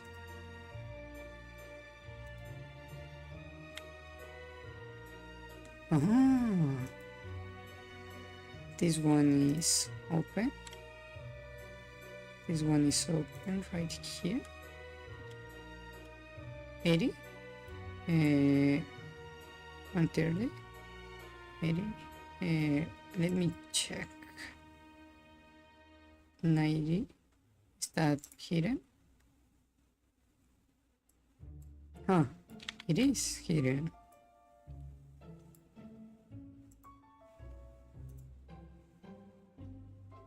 I never noticed that the hidden shops sold things cheaper.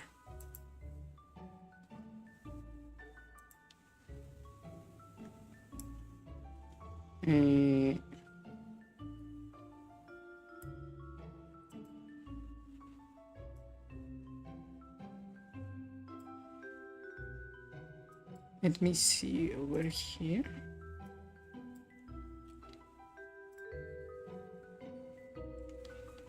This one is interesting. These two are not hidden right here, but I see that this one is 160 and this one 130.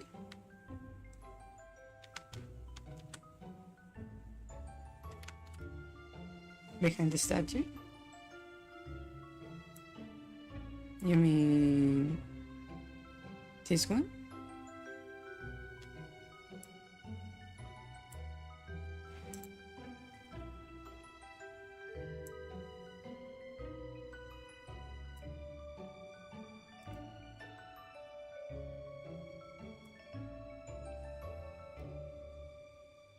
Huh. I never noticed that the prices were different, to tell you the truth.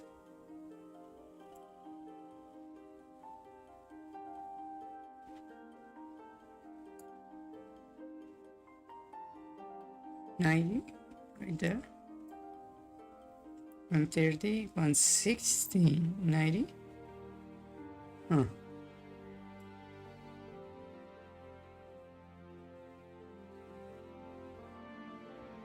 And 60. This one is open, right?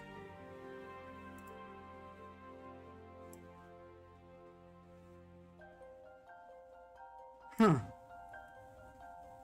That's very interesting. I never even noticed. Huh.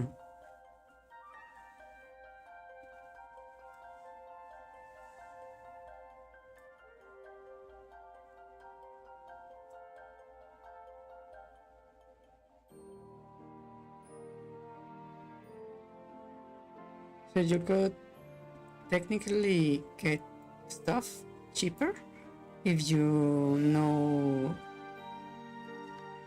the stores. Huh. I wasn't aware of that.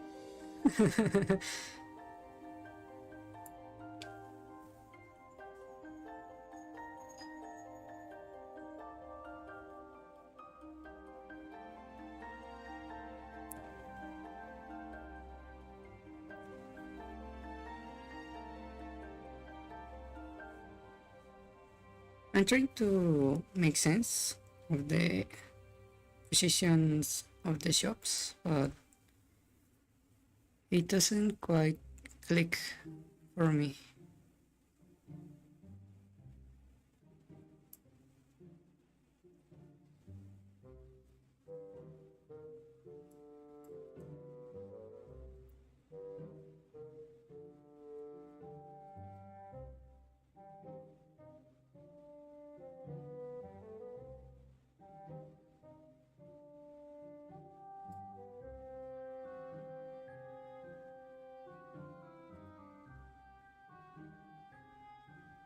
Okay.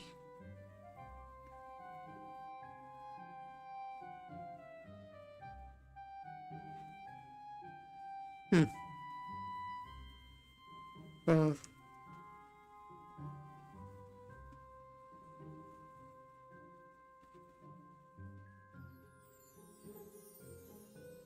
hmm.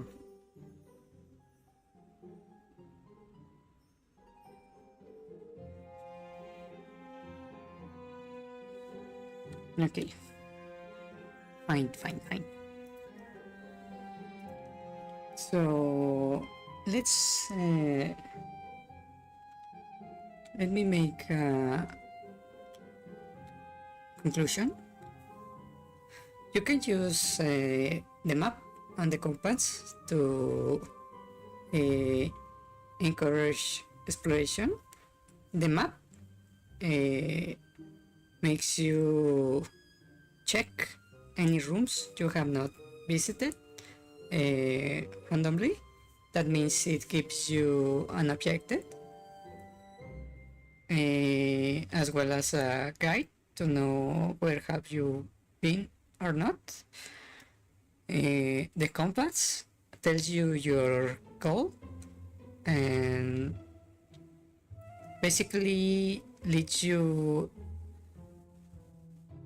away from the boss if the player is trying to explore, or toward the boss if the player is trying to just finish the dungeon.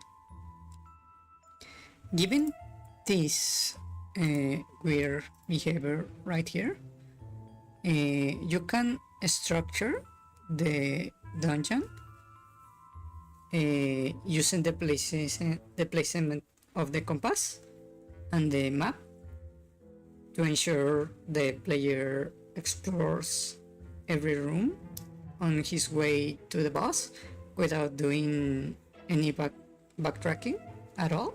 Right here it's always progress going up towards the boss.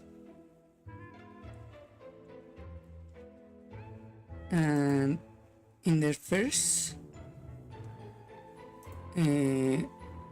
dungeon, we see there is sections for open exploration right here, an increase in exploration, and then a rush to the boss on the final section.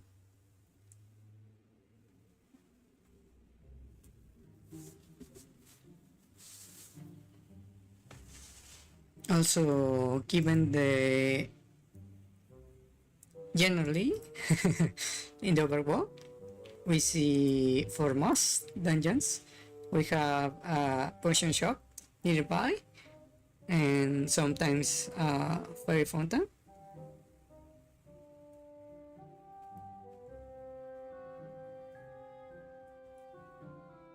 Which is, I think, a nice help for the player. The only exceptions are Dungeon 2 and Dungeon 8.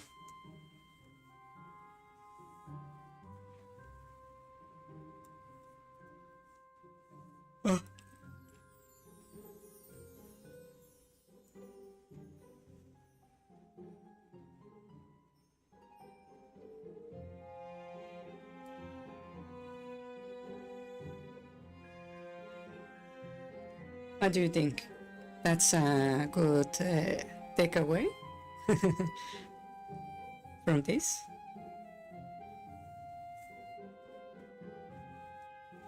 You can use the structure and locks and keys to guide the player through the dungeon.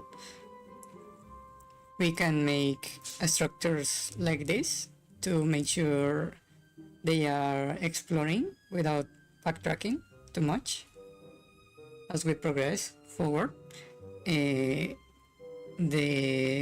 map and the compass can be used to facilitate that. The keys allow you to section off the dungeon, so you have these like little playgrounds that slowly increase, and each door can be used to section different segments, so you guarantee that, for example, if they were to place a room right here with a key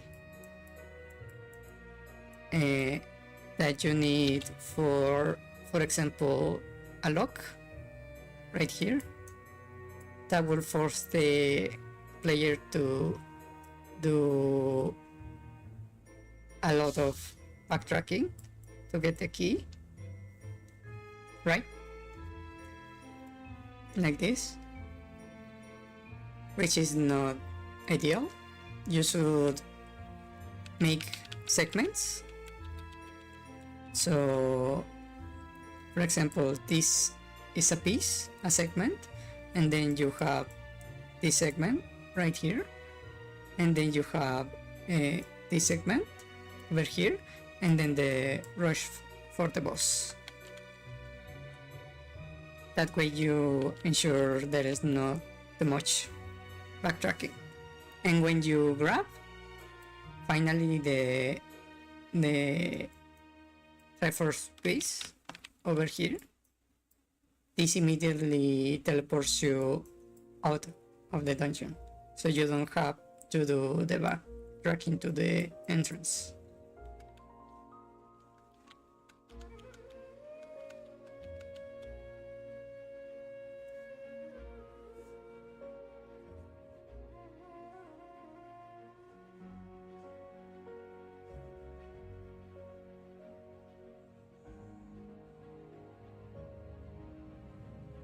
Okay, that sounds reasonable to learn.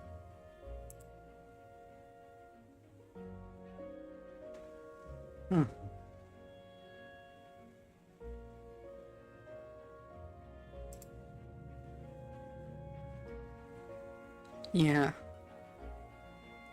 I was wondering if I should include the teleport, but now that I put it into context, I realized that it kinda is necessary.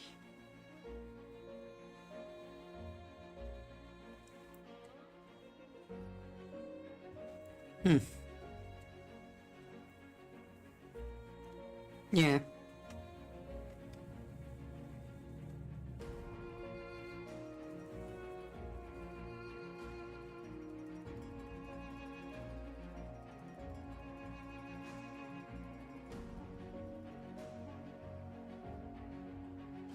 Yeah. I think these dungeons are surprisingly well designed.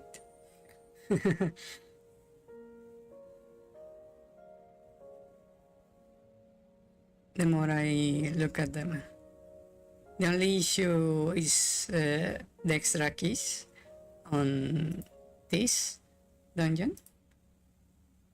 This has 1, 2, 3, 4, 4, 1, 2, 3 doors.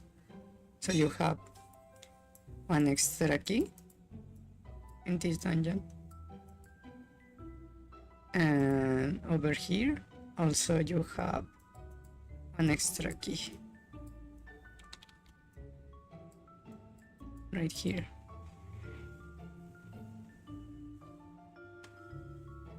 Yeah, I will look it look it up later because I need to figure out why there are keys here.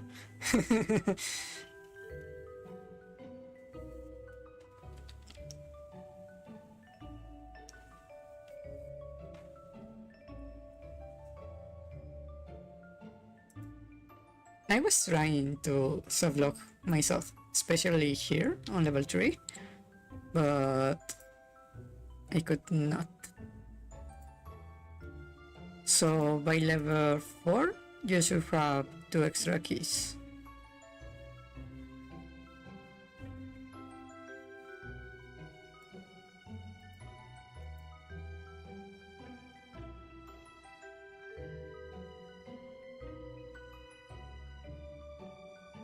If it wasn't for the extra key and the fact that you don't need to, you are not forced to take the dungeon item when you go into the dungeon. That is that, for example, here you could just simply go like this, and you get to the Triforce without any blocks.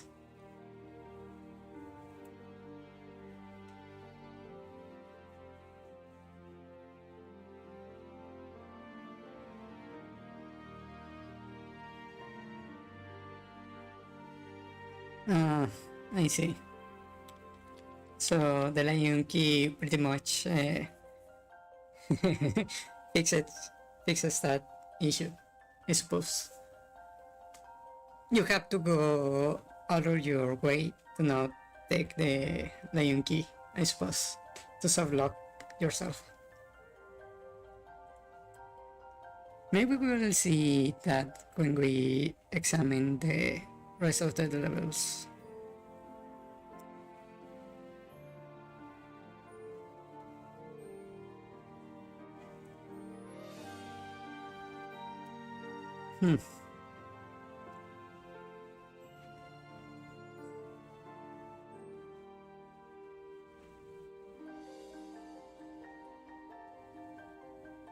Yeah.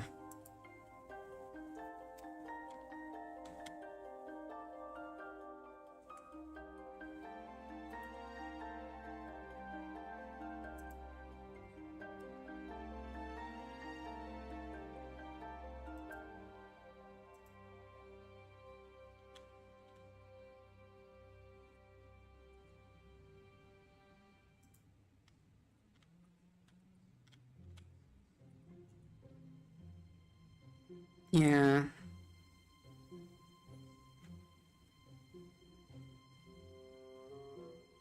With the showcase, pretty much you solve everything, but that's more like a hotfix rather than a proper design, for sure.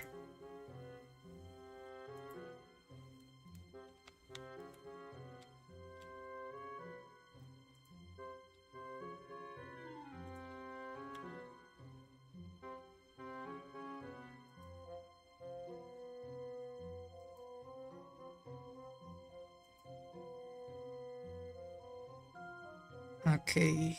Mm, yeah, it works. It's one way of solving it,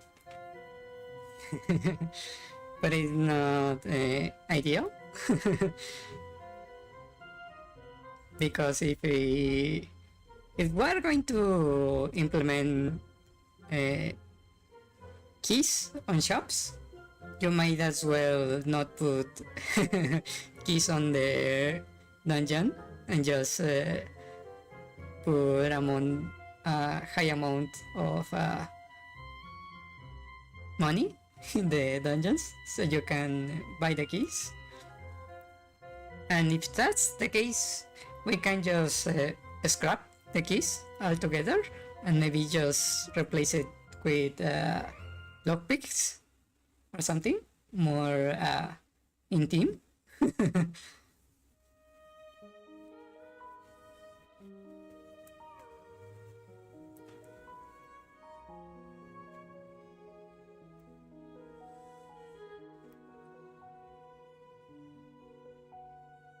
Now that I think about it, games like Skyrim don't have keys, but they do have lockpicks. Huh. I never actually thought about that. Huh.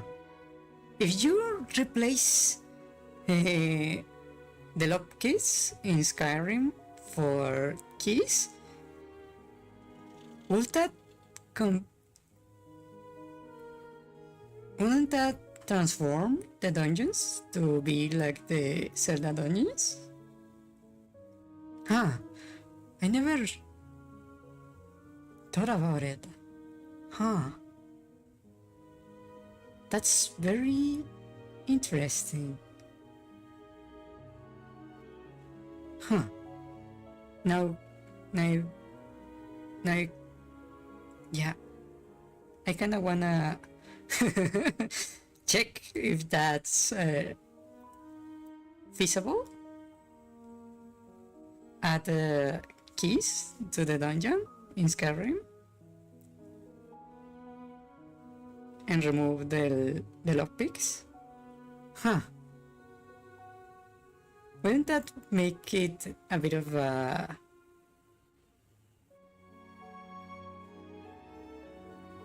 like a Zelda?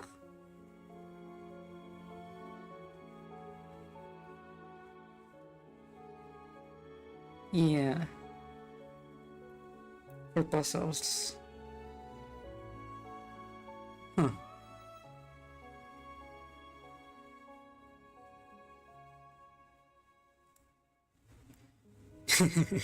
Now I'm very tempted to create a mod for Skyrim where I replace all the lockpicks for keys and make it like a Zelda dungeon.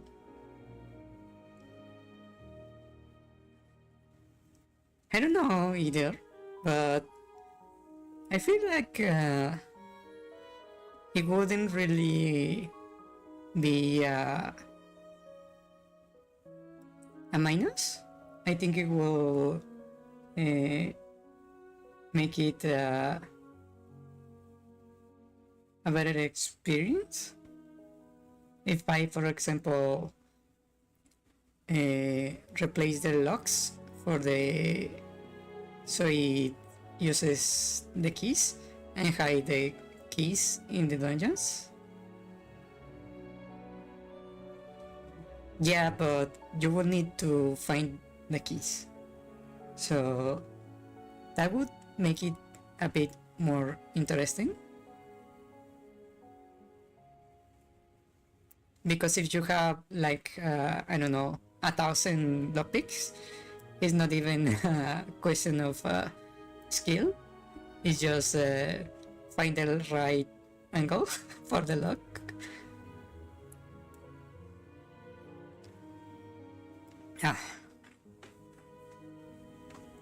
But with the keys, I will challenge you to explore. That's an interesting idea. Well, either way, I think we'll learn quite a bit here. Also, I noticed that for the first 3 dungeons, you don't actually need anything to enter. At no point you need the bow or the boomerang or the, what you call it, the rafts for the first 3.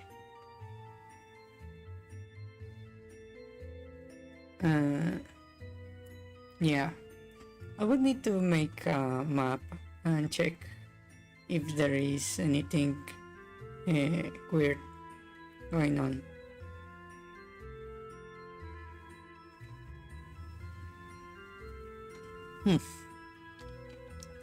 Well, I see that, for example, like I was saying, the first 3 dungeons, you don't actually need anything to enter, right? And you can enter in any order.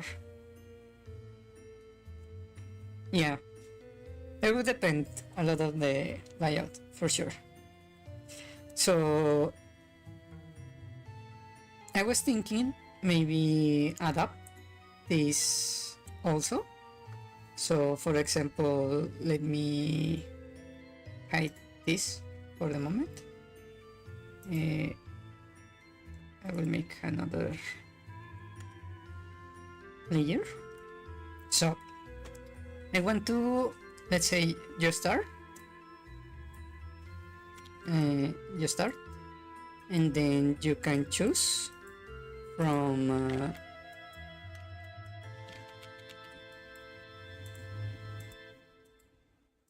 level 1, 2,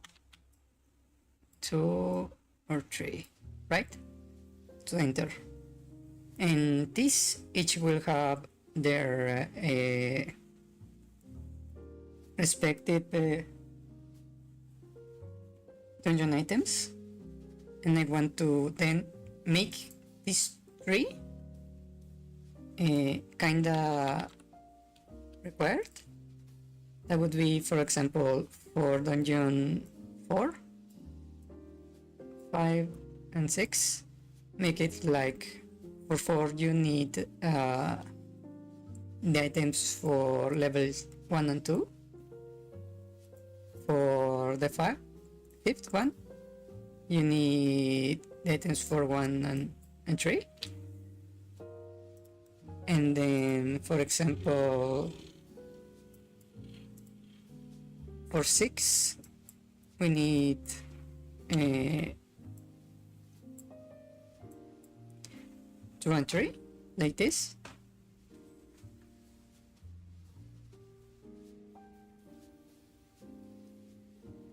What do you think? Or is that overcomplicating complicating this stuff?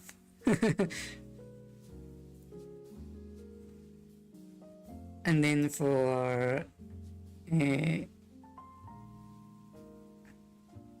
7 and 8, I will do the same thing. you will need 4 and 5 for 7, and for example 5 and 6 for this one, and then in the very end you will need these two to get to the 9.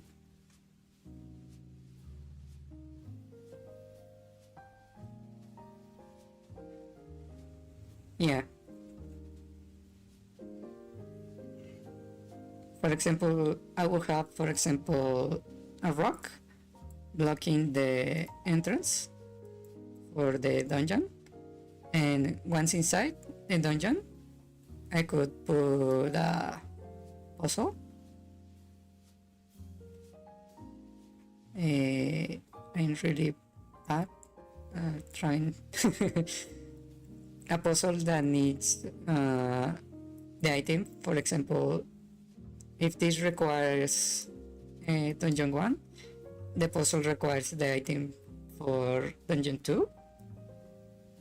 That way I can make it both required for dungeon 4, for example. And once we are, for example, on... Yeah, I could, for example, have a river that requires to cross, requires the item for 2.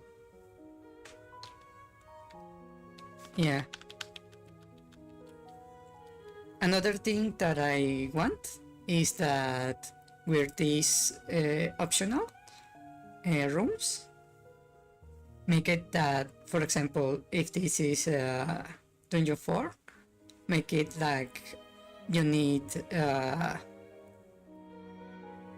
for example here for dungeon 4 you don't need the third, but I can make an optional room with a lock with the item of dungeon 3. Will that be a bit too mean?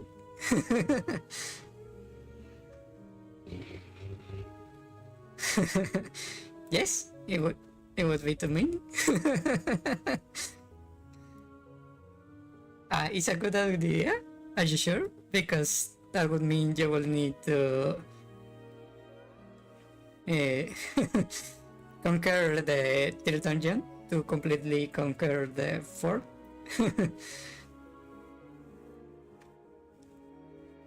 It won't be a hard requirement, but it would make it like a soft requirement.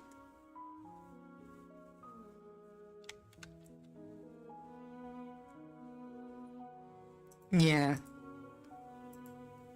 For example, make it like a soft requirement right there for dungeon 3, and number 5 will need a soft requirement for dungeon 2, and dungeon 6 will have a soft requirement for dungeon 1.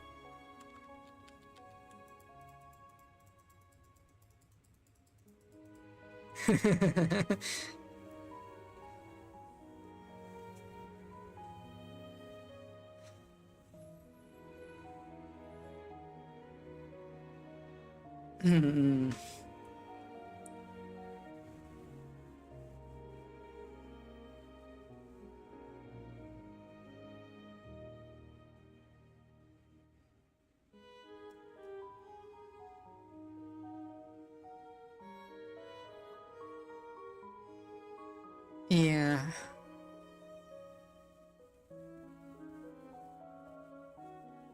That would make it very interesting.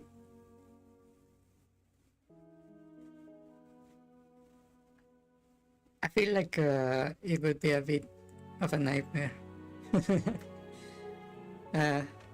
Because I will be requiring quite a bit of backtracking if you don't do the dungeons in order.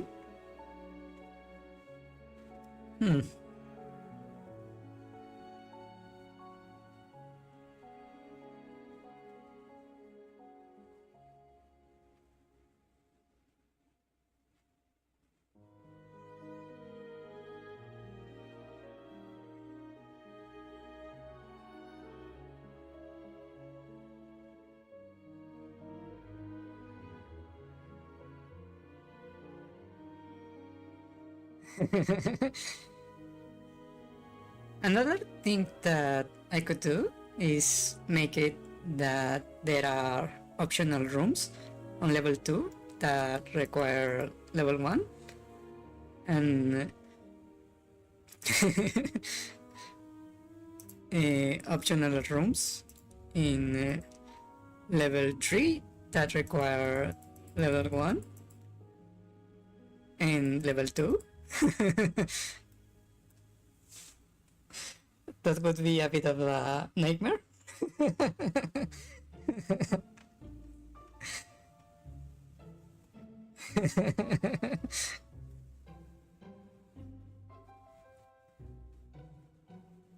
A single room on each dungeon.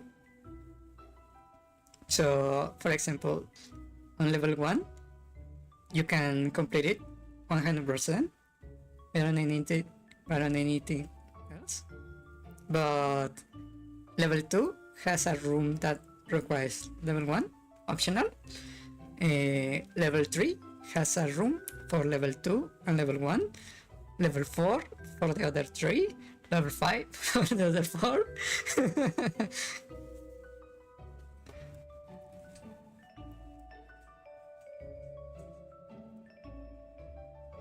Oh, that actually would be a really nice idea. Now that you mention it, I could make a... rather than blocking the path forward in the dungeons, I could make it like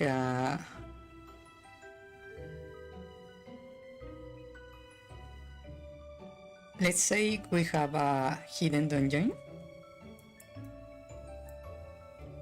and this one is structured in such a way that you need this for the first third, then this for the next third, this for the next, and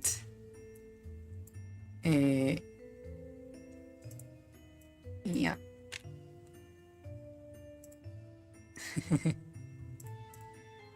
This for the final third, right here, and then we have a hidden boss with the item to access the item. I mean the final boss, optional boss. Make that the final dungeon. Ah, that would be a really nice idea, actually.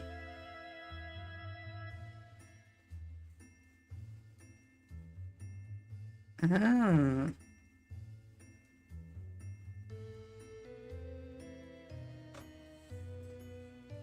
The final dungeon like that. Well, I feel like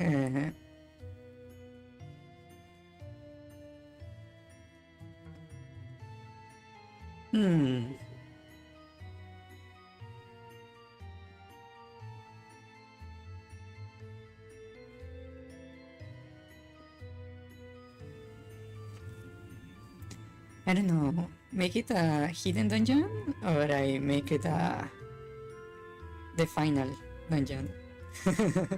I don't know which one will be better. Because I think in the hidden dungeon, I would need to add a lot of rewards. So we'll have a critical route going forward, and we will have a lot of rewards in the each level.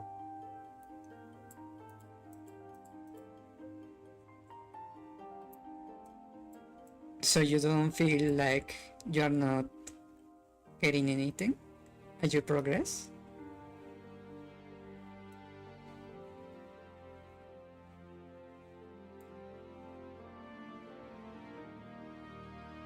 An exit in each section. Yeah, for the backtracking, for sure. They would need an exit, for sure.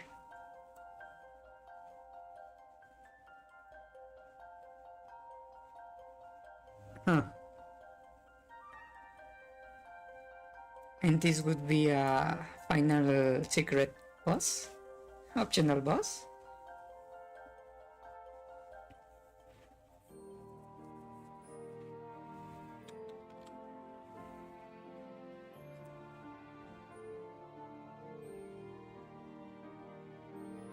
Huh.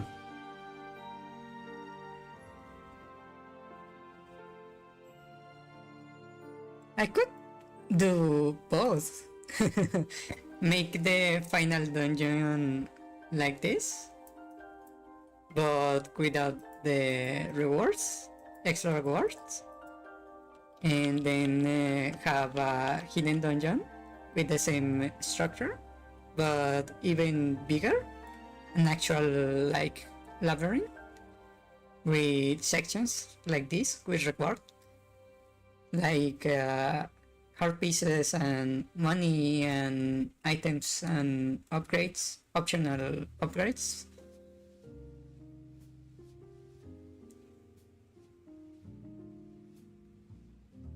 And we make it an actual challenge. This one I pull no punches, make it like a real like hard mode, where I can be as mean as I want.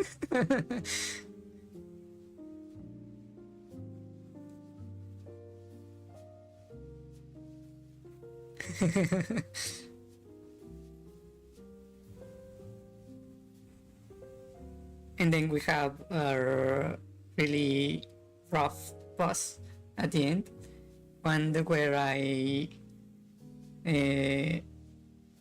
put you to the test. For sure. Of course, while we are doing all this, we will also have areas of the overworld that will require each dungeon's item to uncover. So that means the overworld will also be full to the brim with secrets.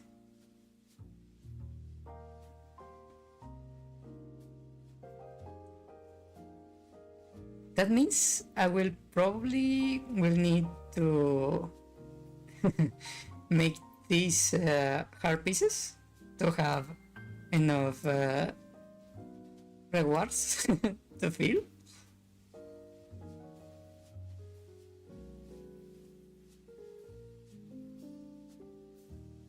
Or collectibles.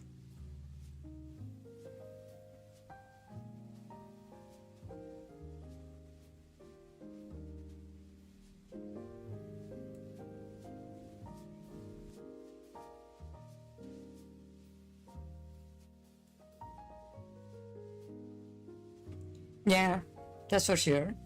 I could make it like that and place it somewhere very accessible, so the player keeps wanting to go back and explore even further.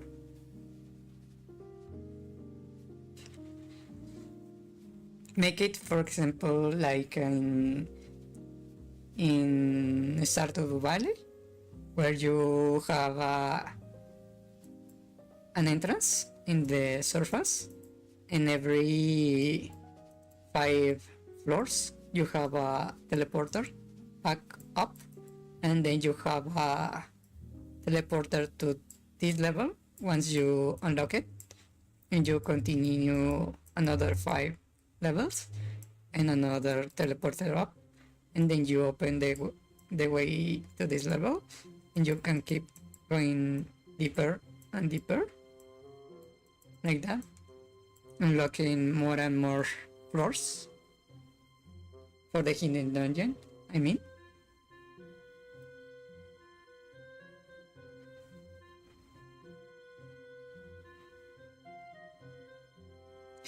And we could make it like this is the hidden dungeon. This is the hidden dungeon. Yeah, like that. This for the hidden dungeon. And the night dungeon, we do the opposite. The entrance is below. And then you scale the tower. Get to a point where you can go back. And then you can go up and continue or more. So we make this a labyrinth, the hidden one, a labyrinth, and this we make a tower.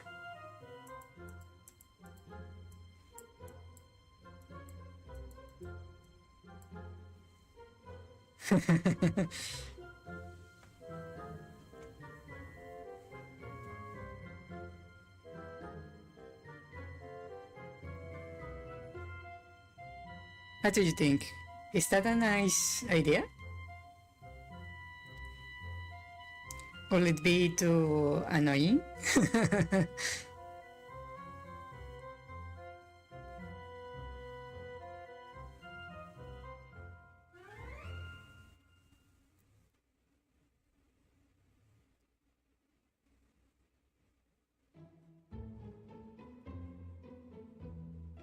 Yeah, because it would make it a bit weird, right?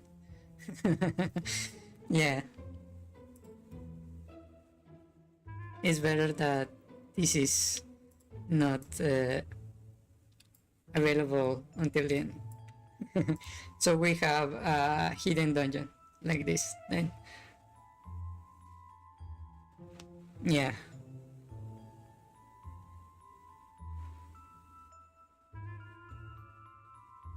So we have this structure, but without the rewards for the last dungeon.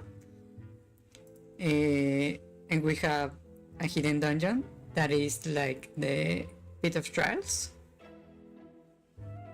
with a hidden boss at the end that uses every item and gets deeper and deeper.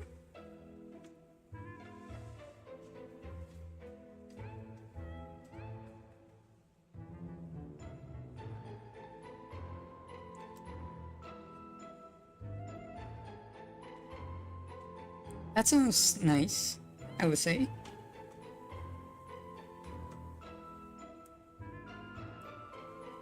Huh. Ah, yeah. That's a good plan. Also, I want to do something like this. So we have the starter for a game right here, right? And the center, bottom center.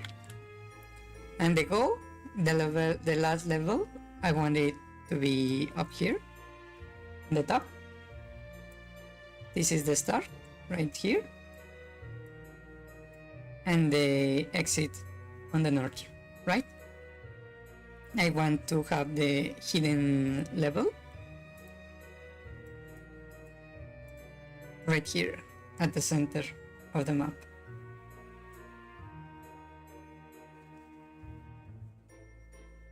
What do you think about that? So you have these different dungeons all over the map, and you pass through the center of them, and you give that a try to the hidden dungeon, and your goal is to beat the one to the north.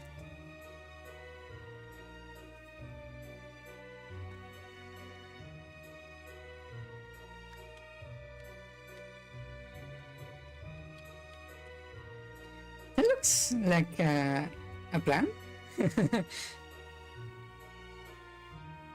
Yeah, I think I'm going to need to make a map first.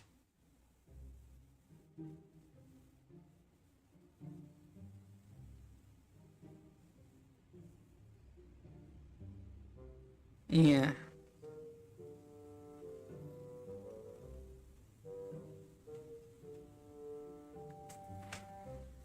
Okay. That sounds nice.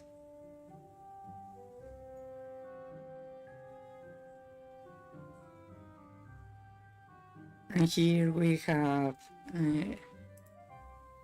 let me delete this.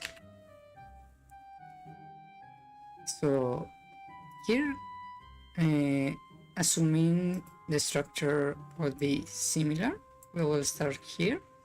We will have the hidden map right here. Level 9 would be over there. Level 1 would be right here. That's the current structure.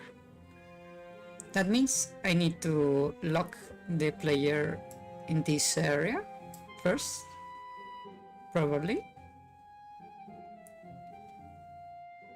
On the bottom left, maybe something like this.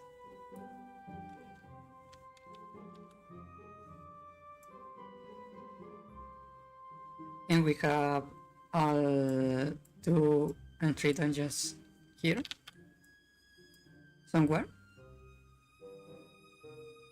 We could have then 4 and 5, like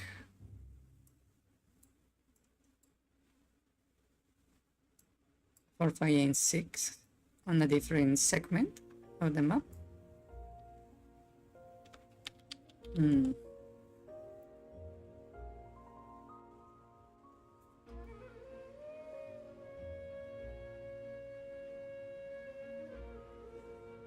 How will you lock the player?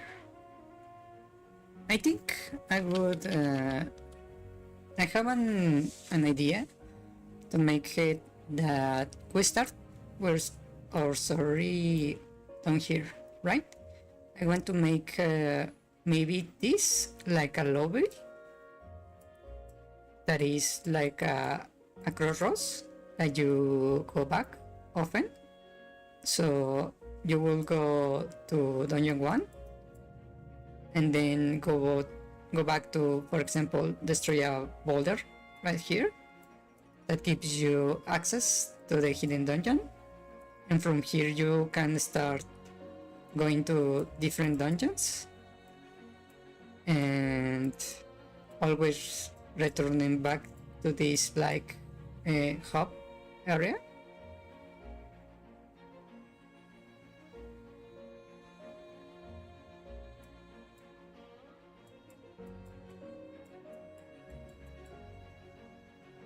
Like this, and this is like the final trial that you can see but you cannot access,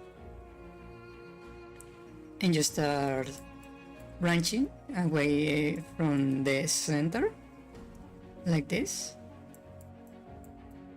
and you have, for example, level 2 and 3 in these areas. 1, 2, 3, 4, 5, 6, 7, 8, 9.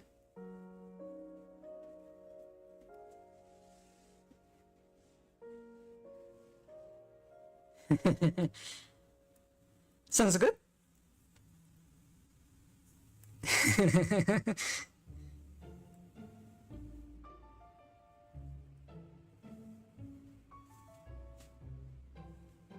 So you have the hidden dungeon right here, and you gain access from the level 1 on the way back. So you have, for example, a lock right here that you need to open through here, like that. And this, for example, is accessed by the second item, and I don't know, this area with the third.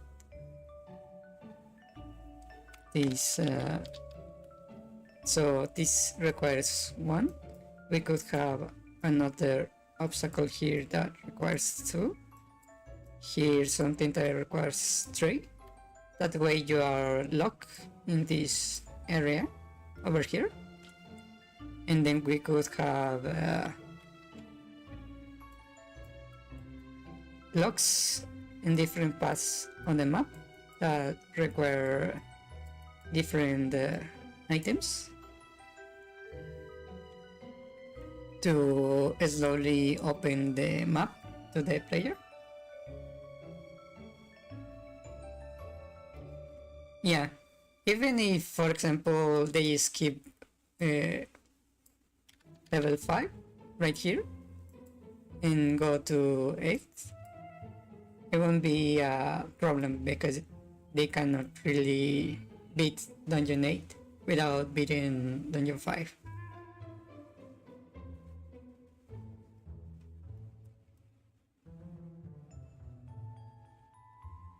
The idea of sectioning of areas is more about guiding the player towards the next dungeon and removing the obstacle once you get the corresponding item, right?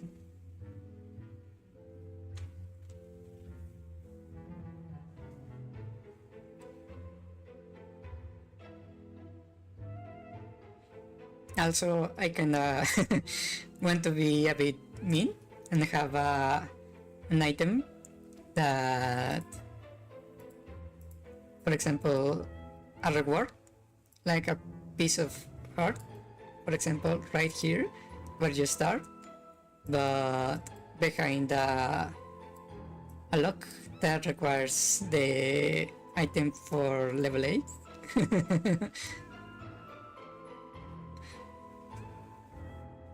Yeah.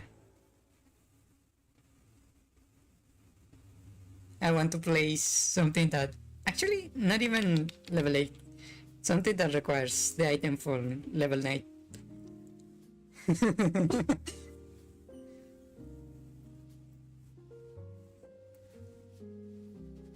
Yeah, just to be a bit mean.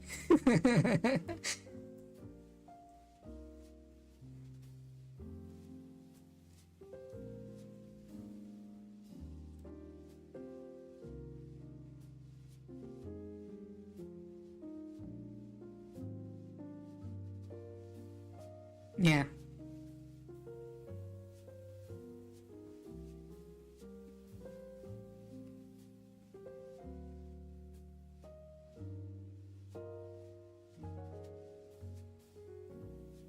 Oh yeah, I'm planning to have a bunch of how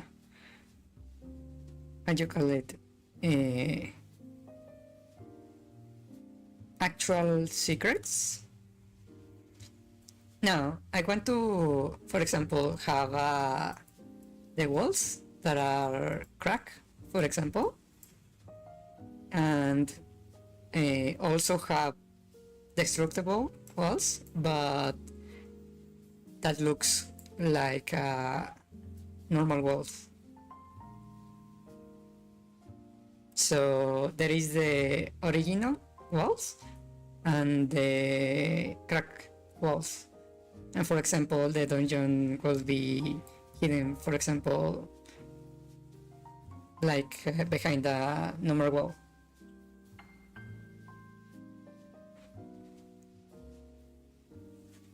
That way, everything that I put behind this kind of wall, the one that has no indication that is breakable, I want to be 100% optional. No, I think that would be too mean, because then you don't really know what can you break or not. Might as well not have a correct wall.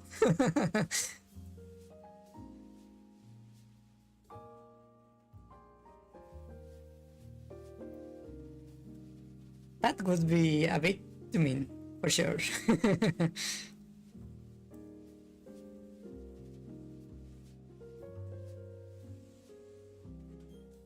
Yeah.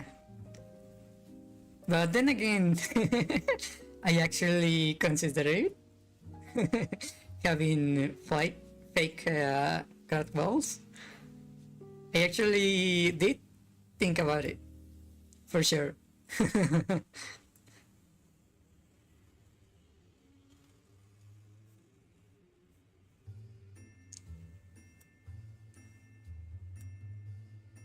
Yeah, I could. Maybe not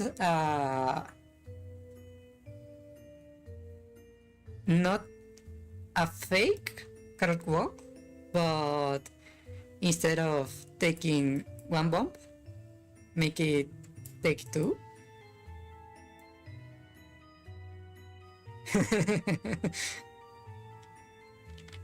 Because, for example, I remember hearing somewhere that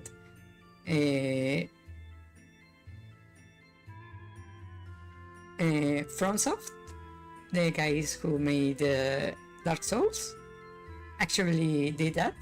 They made a fake wall with like 1,000 HP, so you have to hit it like a dozen times to break it.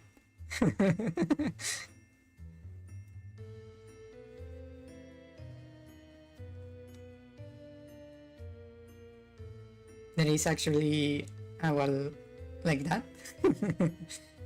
in the game. In one of the games of Dark Souls.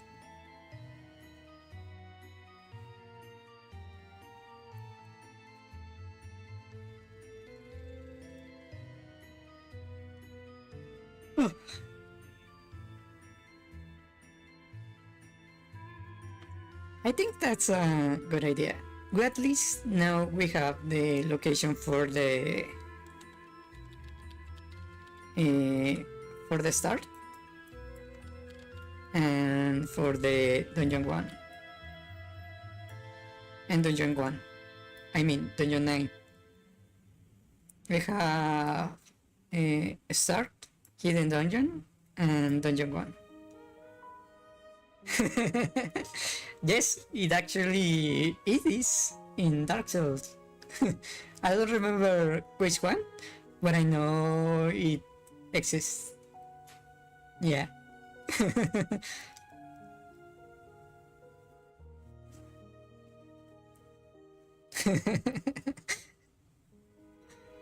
I don't remember how they even realized that it was a fake wall. I think it was by accident. It was someone who was fighting an enemy by the wall, and when they were attacking, they eventually hit the wall enough times and it disappeared.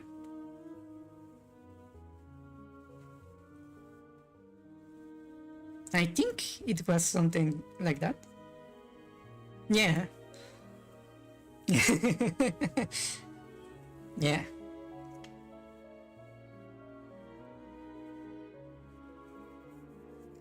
Okay, so in summary, we have decided that the start will be at the bottom center, the last dungeon would be on the top center, the first dungeon would be on the center right here, and the hidden dungeon will be on the center of the map, and the center of the map will be something of a, how did I call it? A hub where you go back after each dungeon.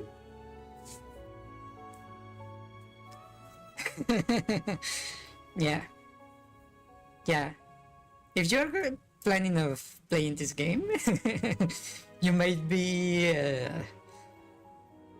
making things harder for yourself.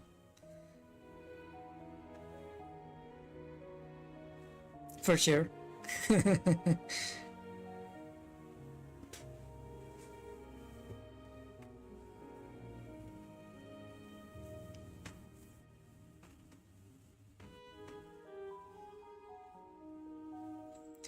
Yeah, so that's the plan. The rest of the dungeons, we don't really have a location yet, sadly.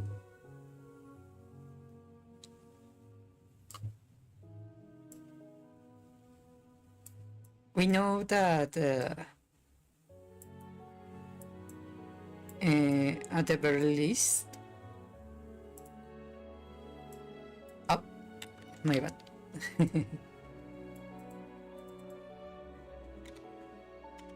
At the very least,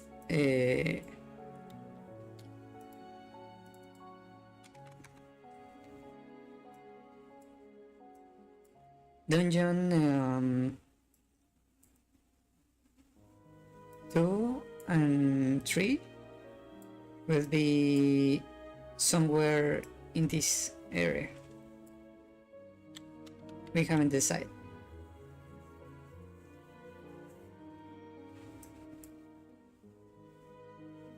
Okay.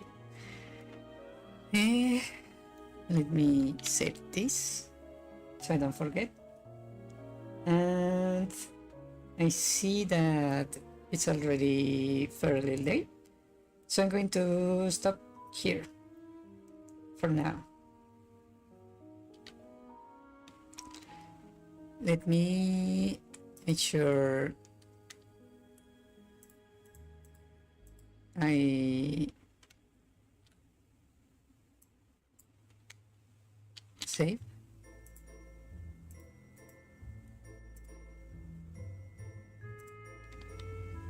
All this. This is save. Save. Save. Yeah, save.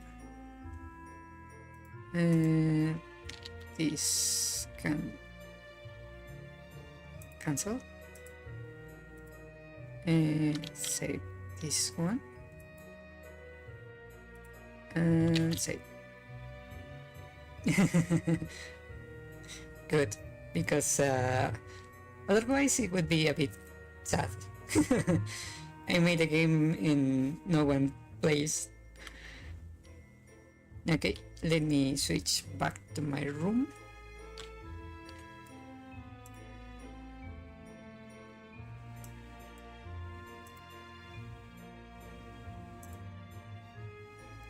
Okay, let me close all that. Okay.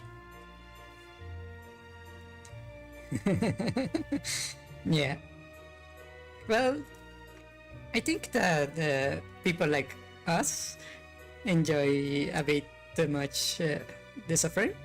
We have a bit too much patience. So yeah. Okay.